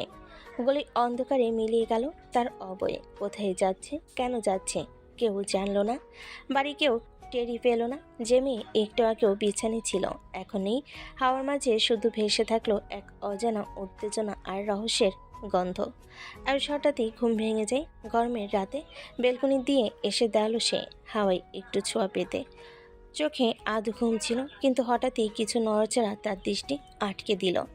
রাস্তার দিক থেকে কালো হুডি পরা এক ছায়া দ্রুত পায়ের শব্দ কমিয়ে এগিয়ে আসছে। গলির মোড় থেকে আলো এসে মুখটা খানিকটা স্পষ্ট করলো। অনুষ্কা। আয়ুষ ভুল কুচকাল। রাত প্রায় 3:30। একজন মেয়ে এভাবে বাইরে থেকে ফিরছে। কোথায় ছিল এতক্ষণ? সে চুপচাপ দাঁড়িয়ে রইল। অনুষ্কাকে বাড়ির গেট খুলে ভিতরে ঢুকতে দেখলো। অনুষ্কা চারপাশে দেখে যেন নিশ্চিত হলো কেউ দেখেনি, তারপর নিঃশব্দে নিজের ঘরে চলে গেল। আয়ুষের বুকের ভেতর প্রশ্নের ঢেউ। রাতের এই অন্ধকারে সে আসলে কোথায় গিয়েছিল? সকালটা শান্ত হলো। আয়ুষের মন মোটেও শান্ত না। সারা রাত ঘুম হয়নি। বেলকনিতে দাঁড়িয়ে দেখা সেই দৃশ্য বারবার মাথায় ভেসে আসছে। কালো হুডি পরে চুপিসারে বাড়িতে ফেরা অনুষ্কা, তার মুখে সেই অদ্ভুত দৃঢ়তা আর চারপাশে তাকানোর ভঙ্গি, সব কিছুতেই যেন একটা রহস্য লুকিয়ে আছে। কফির কাপ হাতে নিয়ে আয়ুষ নিজেকে বোঝানোর চেষ্টা করলো। হতে পারে ভুল দেখেছি, হয়তো অন্য কেউ ছিল। কিন্তু না, সেই মুখ ভুল হওয়ার সুযোগ নেই। দুপুরের দিকে আয়ুষ ঠিক হলো আজই অনুষ্কার সাথে কথা বলবে, বেশ ক্যাজুয়াল ভঙ্গিতে, যেন কিছুই জানে না এমন করে। বিকেলবেলায় সে অনুষ্কাদের বাড়ি পৌঁছালো। গেটের দারোয়ানকে নাম বলতেই ভেতরে ঢোকার অনুমতি মিলল। ড্রয়িং রুমে বসে থাকতে থাকে চারপাশের পরিচিত সাজসজ্জা দেখতে লাগলো, কিন্তু মাথায় ঘুরপাক খাচ্ছে একটাই প্রশ্ন, রাতের বেলা কোথায় গিয়েছিল সে? কিছুক্ষণ পর অনুষ্কা এসে দাঁড়ালো দরজায়। আজও সেই হাসি মুখে, কিন্তু চোখে যেন লুকানো একটা সতর্কতা আছে। কেমন আছো? ভালো। তুমি এত হঠাৎ? এমনি মনে পড়লো তাই চলে এলাম। দুজন কিছুক্ষণ হালকা গল্প করলো। আবহাওয়া পরিচিত মানুষের খোঁজ, কিন্তু আয়ুষের মনে যতই অন্য কথা চলে, ঠোঁটে উঠে আসছে শুধু সেই প্রশ্নটা। শেষমেশ সে থামতে পারল না। আচ্ছা, কাল রাতে তুমি কি কোথাও গিয়েছিলে? অনুষ্কার ভেতরে হঠাৎই এক ধাক্কা লাগলো। হাতের কাপটা সামান্য কেঁপে উঠল, কিন্তু মুখের হাসি একটু টলেনি। মনের ভেতর ভয় ঢুকে পড়ল, সেটা চেপে রাখলো দক্ষতার সাথে। না তো, রাতে আবার কোথায় যাব? তুমি এসব প্রশ্ন করছো কেন? আয়ুষ এক মুহূর্তে তার চোখের দিকে তাকিয়ে রইল। সেই চোখে সত্যি আছে নাকি মিথ্যে বুঝতে পারল না, কিন্তু তার স্বাভাবিক ভঙ্গি আয়ুষকে আরও অস্বস্তিতে ফেল। না, এমনি জিজ্ঞেস করলাম। মনে হলো দেখেছিলাম, হয়তো ভুলও হতে পারে। তুমি স্বপ্ন দেখছো মনে হয়। আলোচনাটা সেখানেই থেমে গেল, কিন্তু আয়ুষের মনে গেঁথে রইল সন্দেহের কাঁটা। সে চুপচাপ মনে মনে বলল, না অনুষ্কা, তুমি কিছু একটা লুকাচ্ছ। আয়ুষ যখন ড্রয়িং রুমে বসে আছে, তখনই ভেতর থেকে এক গলা উচ্ছ্বাসিত আওয়াজ ভেসে এলো। আরে আয়ুষ, তুমি অনেকদিন পর এলে বাবা। আয়ুষ উঠে দাঁড়িয়ে সালাম করলো। আসসালামু আলাইকুম। কেমন আছেন চাচি? আমি ভালো আছি রে, তুই কেমন আছিস? বলতে বলতে তিনি যেন খুশিতে ব্যস্ত হয়ে গেলেন। বস বস, আমি রান্নাঘরে যাচ্ছি, তোর জন্য কিছু ভালো রান্না করতে হবে। না চাচি, কষ্ট করবেন না। কষ্ট আবার কি, তুই তো আমাদের নিজের। আজকে তুই যা যা খেতে পছন্দ করিস সব করব আমি। বলতে বলতে তিনি রান্নাঘরে ঢুকে গেলেন। শুরু হলো কড়াইতে তেল গরম হওয়া, মশলার ঘ্রাণ ছড়ানো, গন্ধে গোটা বাড়ি ভরে গেল। মুরগির রোস্ট, মাছের ঝোল, পোলাও, শুটকির ভর্তা, কাবাব, যেন ছোটোখাটো ভোজ চলছে। অনুষ্কা পাশে বসেছিল, কিন্তু আয়ুষ টের পেল মায়ের এই উচ্ছ্বাস ও অনুষ্কার মুখে অদ্ভুত একটা টান টান ভাব। সে কথা কম বলছে, চোখের ভাষা আগে রাতের কথা লুকাচ্ছে। রান্নাঘর থেকে অনুষ্কার মা বারবার উকি দিয়ে বলছেন, আয়ুষ, খাস ভালো করে, তোর প্রিয় ফান ভাজা করেছি, মনে আছে? মনে আছে চাচি, ধন্যবাদ। খাবারের প্লেট সাজানো হলো রাজকীয়ভাবে। আয়ুষ ধীরে ধীরে খেতে লাগলো, কিন্তু তার মাথার ভেতরে তখনও ঘুরছে গত রাতে সেই কালো হুডির দৃশ্য। চাচি এত খুশি, অনুষ্কা চুপচাপ, আর আমি এখনো জানি না সে কোথায় গিয়েছিল রাতের বেলা। খাওয়া দাওয়া শেষ। অনুষ্কার মা থালা বাসন গুছিয়ে রান্নাঘরে চলে গেছেন। ড্রয়িং রুমে তখন শুধু অনুষ্কা আর আয়ুষ। টিভিতে হালকা আওয়াজে কোনো সিরিয়াল চলছে, কিন্তু কারোর মনোযোগ সেখানে নেই। ঠিক তখনই অনুষ্কার ফোনটা কফির টেবিলে রাখা। হঠাৎ বেজে উঠল রিংটোনটা ছোট, কিন্তু কেমন যেন তাড়াহুড়ো মাখা শব্দে ভরা।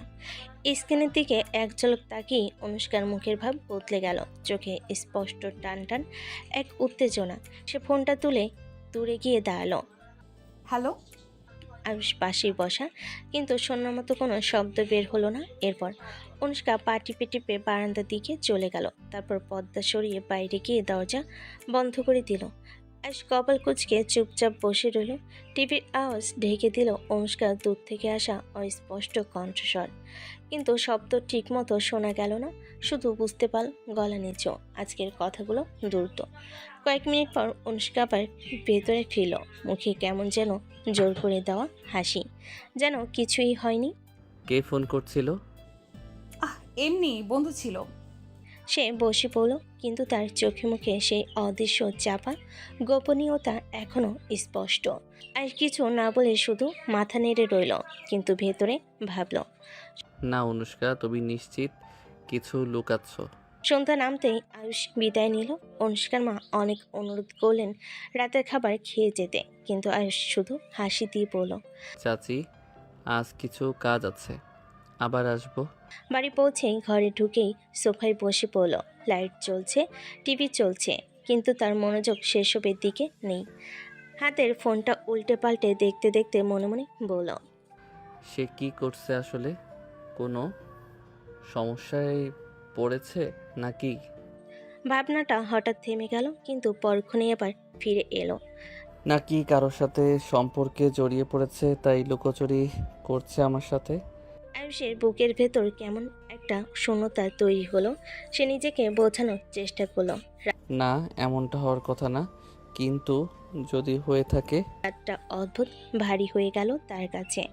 বিছানায় শুয়েও ঘুম এলো না। চোখের সামনে বারবার ভেসে উঠছে অনুষ্কার সেই লুকানো হাসি আর সেই গোপন ফোন কল। রাত প্রায় 12:30। শহরের আলো ধীরে ধীরে নিস্তেজ হয়ে আসছে, চারপাশে হালকা হাওয়ার শব্দ। আয়ুষ বেলকনিতে দাঁড়িয়ে আছে, হাতে এক গ্লাস পানি। মন তার পুরোপুরি অন্যদিকে। অনুষ্কার রহস্যময় আচরণ, গত রাতের গোপন ফোন আলাপ। ঠিক তখনই তার চোখে পড়ল সামনের বাড়ির গেটের দিকে। গেটটা আস্তে আস্তে খুলল। অন্ধকার ভেতরে থেকে একটা পরিচিত অবৈ বেরিয়ে এলো, কালো হুটি মাথায়, হাতে ছোট্ট একটা ব্যাগ। অনুষ্কা। আয়ুষের ঠোঁট থেকে শব্দ বেরোলো না, কিন্তু বুকের ভিতর ধপধপ শব্দ বেড়ে গেল। সে সময় নষ্ট করলো না, চুপচাপ নিচের কোটটা গায়ে চাপিয়ে নিচে নেমে এলো। রাস্তার অন্য পাশ থেকে কিছুটা দূরত্ব বজায় রেখে হাঁটতে লাগলো, যাতে অনুষ্কা টের না পায়। গলির পর গলি পেরিয়ে অনুষ্কা হাঁটছে দ্রুত, কোনো দিকে তাকাচ্ছে না, যেন কারোর সাথে দেখা করার তাড়া আছে। আয়ুষের মনে সন্দেহ আরও তীব্র হয়ে উঠল। সে কার কাছে যাচ্ছে? কার সাথে দেখা করবে? কিন্তু ঠিক এক জায়গায় এসে ঘটনা পাল্টে গেল। একটা পুরনো অন্ধকার মোড়ে অনুষ্কা হঠাৎ বাদিকে ঘুরে গেল। আয়ুষ কয়েক সেকেন্ড পরে সেই বাঘ ঘুরতেই শূন্য রাস্তা, চারপাশে কেউ নেই। অনুষ্কা যেন হাওয়া হয়ে গেছে।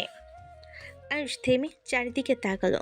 গলির পথগুলো খালি, বাতির আলো ঝাপসা হয়ে আসছে কুয়াশায়। তার মনে হলো যেন ইচ্ছে করে অনুষ্কা তাকে বাঁকা চোখে এড়িয়ে গেছে। এটা কাকতালীয় না, সে জানতো আমি পিছু নিয়েছি।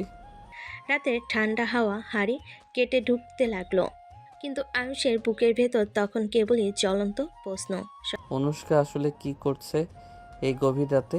সকালে রোদ ফোটার কিছু পরেই আয়ুষ অনুষ্কাদের বাড়ির সামনে এসে থামলো। গত রাতের রহস্য তার মাথায় এমনভাবে ঘুরছে যে ঘুম থেকে উঠে প্রথমে চিন্তা ছিল আজ অনুষ্কাকে নিজের সাথে নিয়ে যাওয়া। গেট পেরিয়ে ভেতরে ঢুকতেই অনুষ্কা বারান্দায় দাঁড়িয়ে ছিল, হাতে এক কাপ চা, চুলগুলো হালকা এলোমেলো, চোখে সেই চেনা হাসি। চলো আজই ফিরে যাই। এখনই? এত তাড়া কিসের? তারা না, অনেক দিন হয়ে গেল, বাড়ি ফাঁকা ফাঁকা লাগে।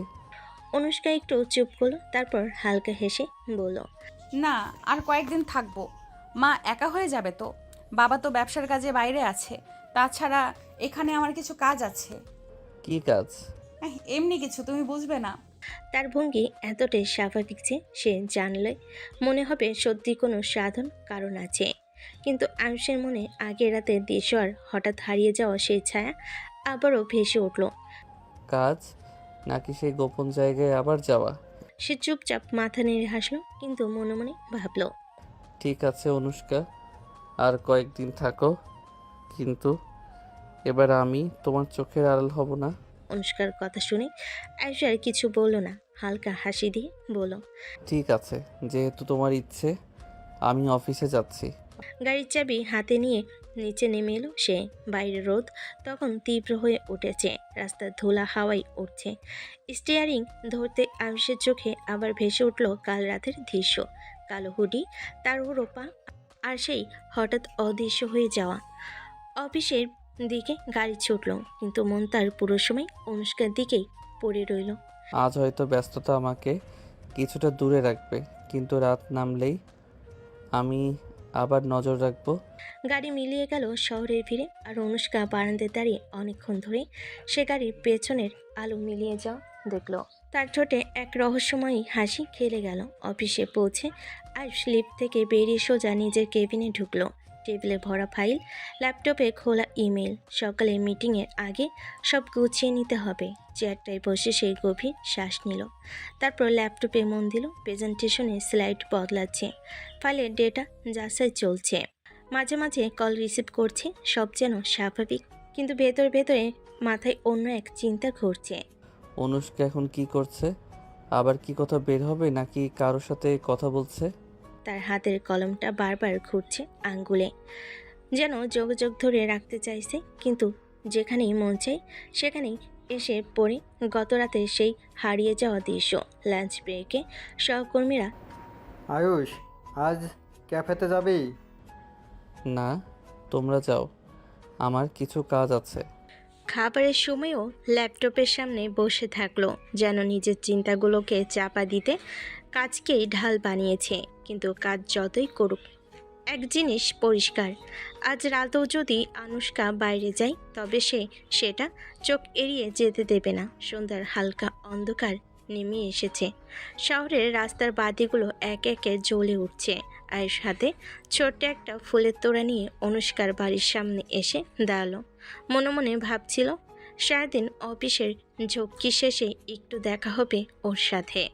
দরজায় কড়া নাড়তেই ভেতর থেকে কোনো সাড়া এলো না। একটু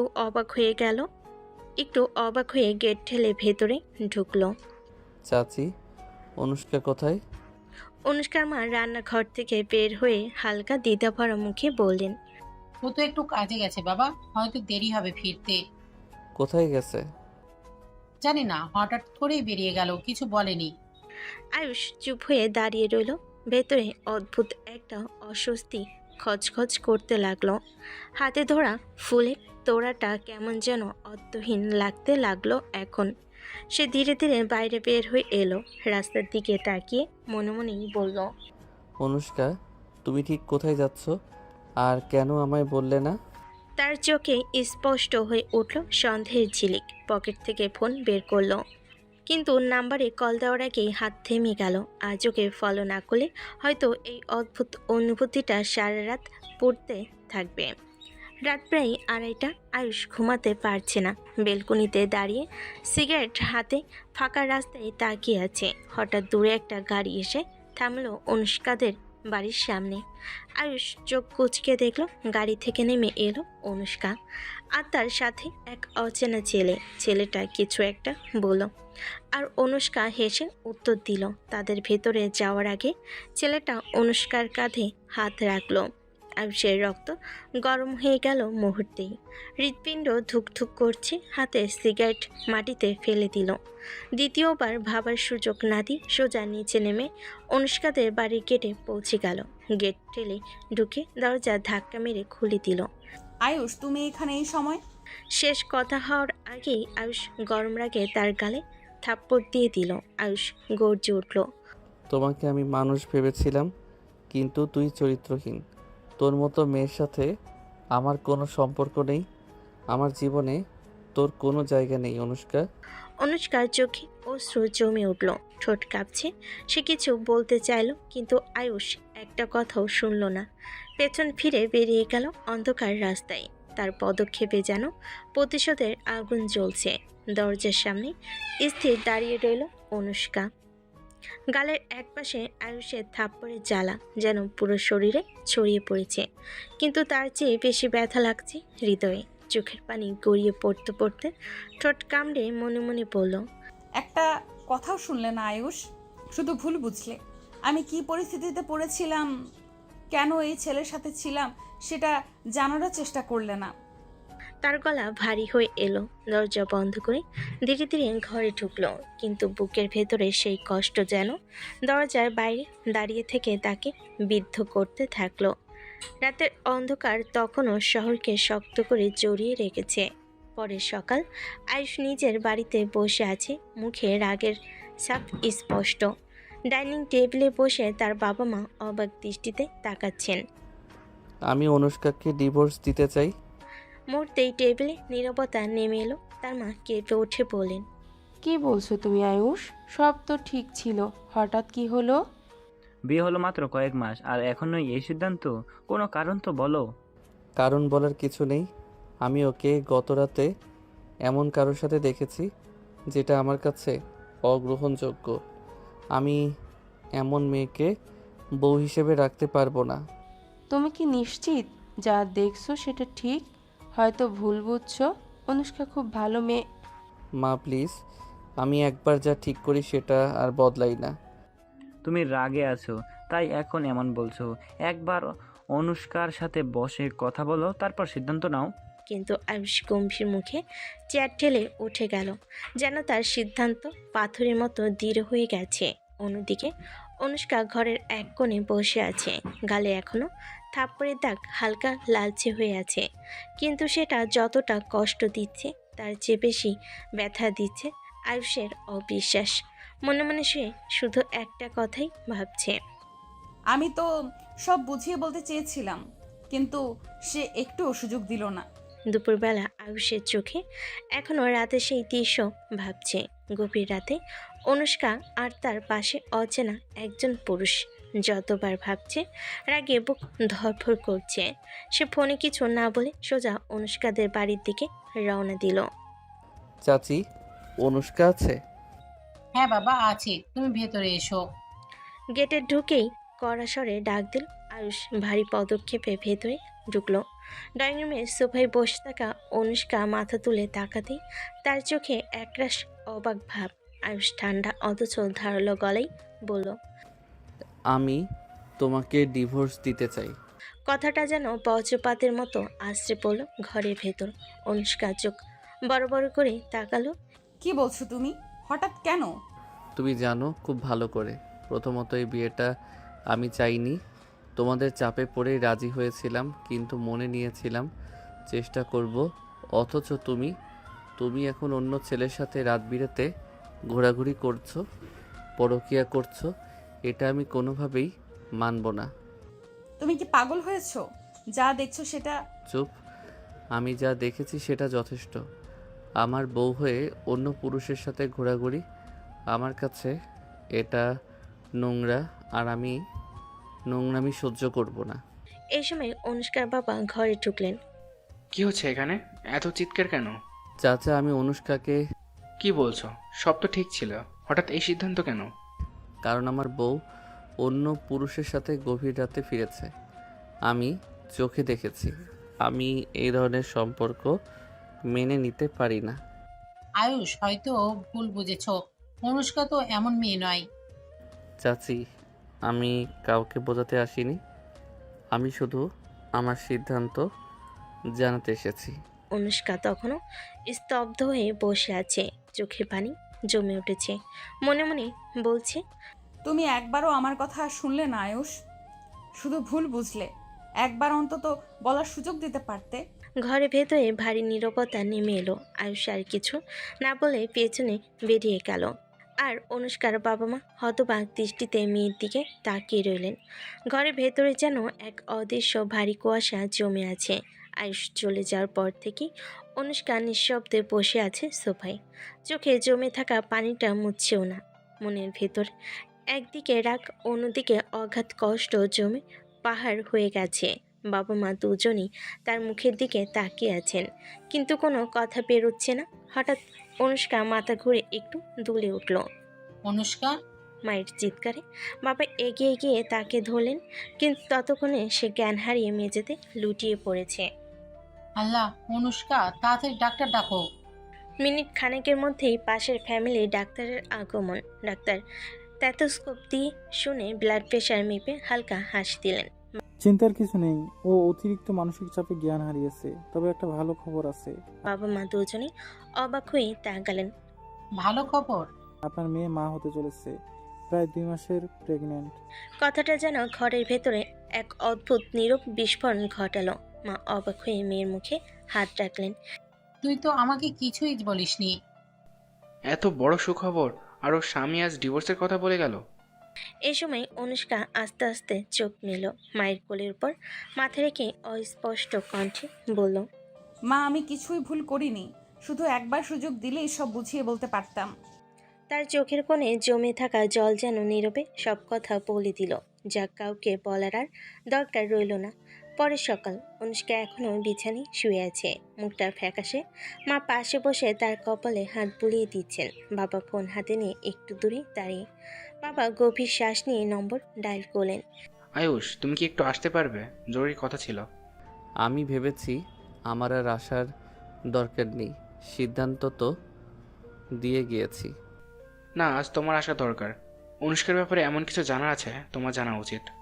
কিছুক্ষণ পর আয়ুষ ভেতরে ঢুকতেই ঘরে অনুষ্কা বসে আছেন। বাবা সরাসরি বলে দিলেন, অনুষ্কা প্রেগনেন্ট, 2 মাসের। তুমি বাবা হতে চলেছ। কথাটা শোনা মাত্রই ঘরে এক মুহূর্ত নীরবতা। সবাই তাকিয়ে আছে আয়ুষের দিকে, তার প্রতিক্রিয়ার অপেক্ষায়। আয়ুষের মুখে কিন্তু আনন্দের কোনো ছাপ নেই, বরং ঠান্ডা এক রাগ। হয়তো এই বাচ্চাটা আমার নয়, হতে পারে ওর প্রেমিকের বাচ্চা। কথাটা যেন ঘরের ভেতর ছুরি হয়ে কেটে গেল। অনুষ্কার চোখে এক মুহূর্তেই আগুন জ্বলে উঠল। সে বিছানা থেকে উঠে সোজা আয়ুষের সামনে গিয়ে দাঁড়ালো, তারপর সবার সামনে ঝাপটা দিয়ে এক থাপ্পড় মারল। তুমি আমার স্বামী হয়ে আমার চরিত্র নিয়ে এমন কথা বলার সাহস কোথা থেকে পাও? তুমি যা দেখেছো সেটা অর্ধেক সত্যি, আর অর্ধেক সত্যি জানতে চাওনি। কিন্তু আমার মাতৃত্ব নিয়ে নোংরা সন্দেহ, এটা আমি কোনোদিন মাফ করব না। আয়ুষ, তুমি নিজের স্ত্রীকে অপমান করছো, অথচ একবারও তার কথা শুনলে না। আজ তুমি আমাদের বাড়ি থেকে বেরিয়ে যাও। যখন সত্যিটা জানবে তখন নিজের মুখ দেখতে লজ্জা লাগবে। আয়ুষ হতভম্ব হয়ে দাঁড়িয়ে রইল, কিন্তু তার মুখে এখনো একগুঁয়ে অবিশ্বাসের ছাপ। অনুষ্কা মুখ ফিরিয়ে জানালার দিকে তাকালো, চোখে ওসো আর ঠোঁটে অভিমান জমে রইল। ঘরের ভেতর এখনো থাপ্পড়ের শব্দ যেন বাতাসে আসছে। আয়ুষ সবার সামনে অপমানজনক কথা বলে চুপ হয়ে দাঁড়িয়ে আছে। অনুষ্কার আগে শ্বাস নিচ্ছে ভারী ভারী, তার চোখে জল, কিন্তু কণ্ঠে কঠিন দৃঢ়তা। কখনো জানতে চেয়েছো আয়ুষ আমি কি কাজ করি? কারণ তুমি জানার চেষ্টা করনি। আমি সিআইডি অফিসার আয়ুষ। আমার পেশা এমন যে আমার সব কিছু গোপন রাখতে হয়, ইভেন আমার নিজের স্বামীর কাছ থেকেও। কথাটা শুনে ঘরের সবাই যেন স্তব্ধ হয়ে গেল। মা হাত দিয়ে মুখ ঢাকলেন। বাবা হতভম্ব হয়ে বলেন, সিআইডি? সেদিন রাতে আমি মিশনে ছিলাম, আমাদের টার্গেটের কাছাকাছি গিয়েছিলাম, কিন্তু হঠাৎ আক্রমণ হয় আমার উপর। আমার সহকারী, যাকে তুমি প্রেমিক ভাবছো, সে আমাকে নিরাপদে বাসায় পৌঁছে দিয়েছে। তুমি যদি একবারও জিজ্ঞেস করতে আমি সব বলতাম, কিন্তু তুমি না জেনে না শুনে আমার চরিত্র নিয়ে এত নোংরা কথা বললে, আর আজ আমার মাতৃত্ব নিয়েও সন্দেহ করলে। ঘরে এক মুহূর্তে নীরবতা নেমে এলো। ডাক্তার, বাবা মা সবাই স্তব্ধ হয়ে একে অপরের মুখের দিকে তাকাচ্ছে। বাবা গভীর শ্বাস নিয়ে বলেন, আয়ুষ, তুমি কি বুঝতে পারছো কি অপমান করছো? তোমার স্ত্রী দেশের জন্য নিজের জীবন বাজি রেখে কাজ করে, আর তুমি তাকে বিশ্বাস করোনি। আয়ুষের মুখ ফ্যাকাশে হয়ে গেল, তার হাত দুটো আস্তে আস্তে কাঁপতে লাগলো। চোখ নামিয়ে নিল অনুষ্কার চোখের দৃষ্টির সামনে, কিন্তু অনুষ্কা এবার মুখ ফিরিয়ে নিল। তার চোখে অভিমান জমে পাথর হয়ে গেছে। বিশ্বাস ছাড়া সম্পর্ক হয় না আয়ুষ, তুমি সেটা ভেঙে দিয়েছো। ঘরের ভেতর যেন শ্বাস নিতে কষ্ট হচ্ছিল সবারই। সিআইডি শুনে শুধু চমক নয়, এক ধরনের গর্ব অনুভব করছিল সবাই, শুধু আয়ুষ ছাড়া। কারণ এই গর্বের সাথে তার নিজের ভুলের ভারও এসে পড়েছে কাঁধে। ঘরের সবার দৃষ্টি এখনও অনুষ্কার ওপর নিবদ্ধ। তার চোখে জল থাকলেও কণ্ঠটা এবার ঠান্ডা, নির্লিপ্ত, যেন সব অনুভূতি একসাথে পড়ে ছাই হয়ে গেছে। চিন্তা করো না আয়ুষ, আমি নিজেই ডিভোর্সের সব ব্যবস্থা করে দিব। তোমার কষ্ট হবে না এক ফোঁটাও। কথাটা যেন বজ্রপাত হয়ে পড়ল আয়ুষের মাথায়। সে এক পা এগোতে চাইল, কিন্তু পা যেন জমে গেল জায়গায়। অনুষ্কা, আমি থামো, তুমি আমার চরিত্রে সন্দেহ করেছো, আমার কাজকে নোংরা ভেবেছো, এমনকি আমার গর্ভাস্থ সন্তানকে অপমান করেছো। এইসবের পর আমি আর তোমার স্ত্রী হয়ে থাকতে চাই না। ঘরে হঠাৎ একটা শ্বাসরোধী নীরবতা নেমে এলো। বাবার মা একে অপরের দিকে তাকালেন, কিন্তু কিছু বললেন না। মেয়ের চোখে দৃঢ়তা বুঝতে পেরেছেন তারা। আয়ুষ পাথরের মতো দাঁড়িয়ে আছে, তার মুখে কোনো কথা নেই, শুধু দৃষ্টি স্থির হয়ে আছে মেঝের দিকে। মনের ভেতর অনুশোচনা, অবাক ভাব আর এক অদ্ভুত শূন্যতা, সব মিলে এক অচেনা অনুভূতি তৈরি করেছে। অনুষ্কা ধীরে ধীরে উঠে গেল, তার গলাটা শক্ত, চোখে জল শুকিয়ে গেছে। তুমি এখন যেতে পারো, বাকি কাগজপত্র আমি পাঠিয়ে দিব। আয়ুষ এবার মাথা তুলে তাকালো, কিন্তু অনুষ্কার চোখে কোনো ভালোবাসা বা কোমলতা নেই, শুধু শীতল অবজ্ঞা। সে এক মুহূর্ত দাঁড়িয়ে রইল, যেন কিছু বলতে চাইছে, কিন্তু গলা দিয়ে কোনো শব্দ বেরোলো না। শেষমেশ নিঃশব্দে ঘর থেকে বেরিয়ে গেল সে। তার পায়ের শব্দ মিলিয়ে যেতেই অনুষ্কা চেয়ারে বসে পড়ল, আর মা এসে তাকে জড়িয়ে ধরলেন। বাবা জানালার বাইরে তাকিয়ে রইলেন, একটা ভাঙ্গা সম্পর্কে নীরব সাক্ষী হয়ে। রাত গভীর। আয়ুষ নিজের বাড়ির দরজা খুলে ভেতরে ঢুকলো। ঘর অন্ধকার, শুধু জানালার ফাঁক দিয়ে রাস্তার আলো এসে মেঝেতে লম্বা ছায়া ফেলেছে। সে ব্যাগটা সোফায় ফেলে দিয়ে চুপচাপ বসে পড়ল। মাথার ভেতর সারাদিনে দৃশ্যগুলো যেন সিনেমার মতো ঘুরছে। অনুষ্কার থাপ্পড়, তার কণ্ঠে তীব্র রাগ, সেইটি অফিসারের পরিচয় আর গর্ভবতী হওয়ার খবর। আয়ুষ মাথা হাতে চেপে বসে পড়ল। এত বড় ভুল আমি কি করলাম? মনে পড়ল সেই রাতে বেলকনিতে দাঁড়িয়ে যে দৃশ্য দেখেছিল অনুষ্কা এক পুরুষের সাথে বাসে ফিরছে। তখন এরাকে অন্ধ হয়ে গিয়েছিল সে, কিন্তু আজ বুঝতে পারল নিজের চোখে যা দেখা আর তারও পেছনে সত্যি থাকতে পারে। আর সেই সত্যিটা শোনার ধৈর্য তার ছিল না। সে সোফায় হেলান দিয়ে চোখ বন্ধ করলো। মনে পড়ল অনুষ্কার চোখ, যেখানে আগে ছিল ভালোবাসা, এখন শুধু ঠান্ডা অবজ্ঞা। ও কি আমাকে ক্ষমা করবে, নাকি সব শেষ হয়ে গেছে? হৃদয়ে এক ধরনের ভয় ধীরে ধীরে বাসা বাঁধছে। কখনো ভাবিনি এই সম্পর্ক এভাবে ফসকে যাবে তার হাত থেকে। আর এখন বুঝেছে বিশ্বাস ছাড়া কোনো সম্পর্ক টিকে না। কিন্তু এই উপলব্ধি হয়তো অনেক দেরিতে এসেছে। জানালার বাইরে চাঁদের আলো নরমভাবে ঘরে ঢুকছে, কিন্তু আয়ুষের মনে কোনো আলো নেই, শুধু অন্ধকার, অনুশোচনা আর হারিয়ে ফেলার ভয়। দিনের আলো, অনুষ্কাদের বাসা। আয়ুষ হাতে কাঁপতে কাঁপতে দরজার ঘন্টা বাজালো। দরজা খুলে অনুষ্কার মা চমকে তাকালেন। আয়ুষ, তুমি এখানে? আমি আমি অনুষ্কাকে দেখতে এসেছি মা, ক্ষমা চাইতে। আয়ুষের কণ্ঠ কেঁপে উঠছে। ভেতরে ঢুকেই সে সরাসরি অনুষ্কাকে দেখল। সোফায় বসে আছে অনুষ্কা, চোখে ঠান্ডা দৃঢ়তা। আয়ুষ ধীরে ধীরে বলল, অনুষ্কা, আমি ভুল করেছি। আমি তোমার উপর বিশ্বাস হারিয়েছি, কিন্তু সব ভুল বোঝাবুঝি। আমি ক্ষমা চাই। আবার একবার আমাকে সুযোগ দাও। তুমি কি আমার ভালোবাসা, আমার সন্তান, আমার সব কিছুর উপরে প্রশ্ন তুললে? তারপর তুমি এখানে ফিরে এসে ক্ষমা চাও? আমি বুঝতে পারছি আমি যে ভুল করেছি। আমি শুধু তোমার কাছে ফিরে যেতে চাই। অনুষ্কার চোখে অশ্রু নেই, শুধু পাথরের মতো অভিমান। না আয়ুষ, আমি তোমার কাছে ফিরে যেতে চাই না। তুমি আমার বিশ্বাস ভেঙেছো, আমার সন্তান, আমার ভালোবাসার উপর অবিশ্বাস প্রকাশ করলে। সেই ক্ষতি আর কখনো মেরামত করা যাবে না। আয়ুষ চুপ হয়ে দাঁড়িয়ে আছে, তার গলা শুকিয়ে গেছে, কণ্ঠ বেরোচ্ছে না। মনের ভেতর সব অনুশোচনা আর আফসোস মিলেমিশে এক ভারী স্মৃতি তৈরি করেছে। অনুষ্কার চোখে ঠান্ডা দৃঢ়তা আর মুখে অভিমান। আজ থেকে আমাদের পথ আলাদা। তুমি চলে যাও, আমি এগোচ্ছি আমার পথে। আয়ুষ শেষবার চোখে তাকিয়ে ধীরে ধীরে পেছন ঘুরল। ঘরে বাতাস শুধু নীরবতা আর ভেঙে যাওয়া বিশ্বাসের সিঁড়ির শব্দ। রাতের অন্ধকার। আয়ুষ গাড়ির চাবি ঘুরিয়ে রাস্তায় বের হলো। মনের মধ্যে এক অদ্ভুত উত্তেজনা, রাগ আর অনুশোচনা সব মিলে তাকে নিয়ন্ত্রণ হারাতে বসেছে। কিভাবে আমি ওকে ভুল বুঝলাম? আমি এসব মানতে পারছি না।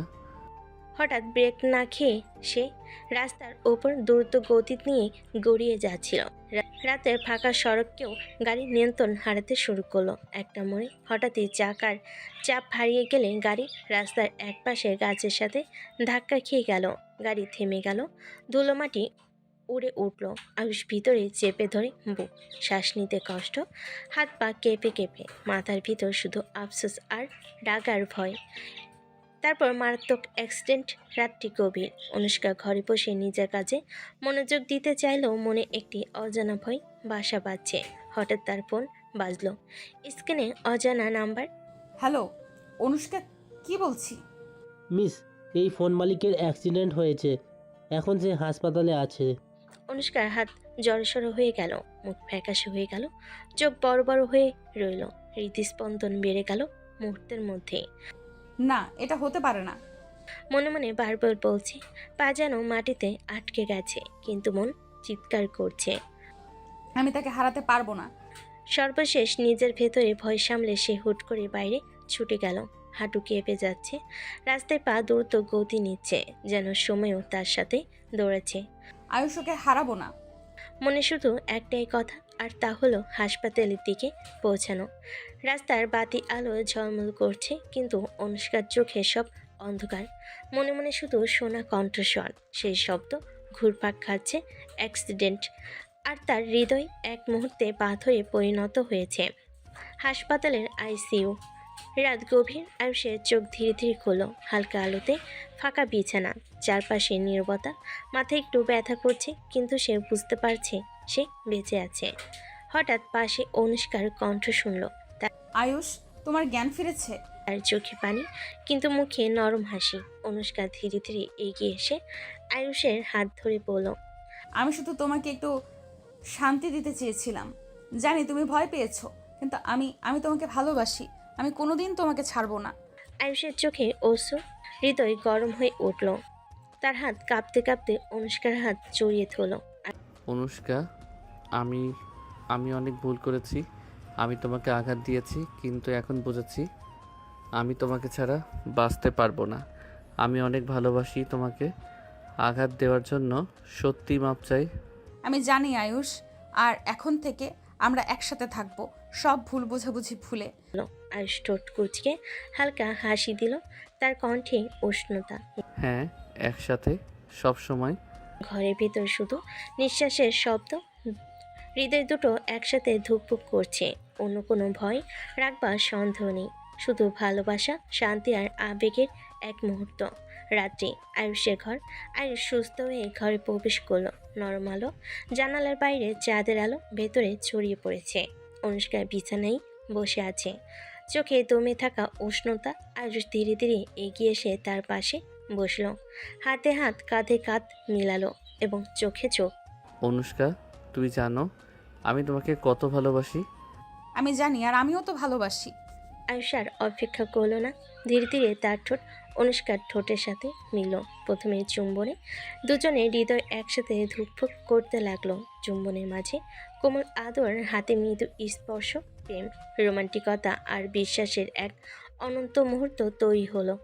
অনুষ্কার গলা ধীরে ধীরে বের করলো, আমি কখনো তোমাকে ছাড়বো না, তুমি আমার সব।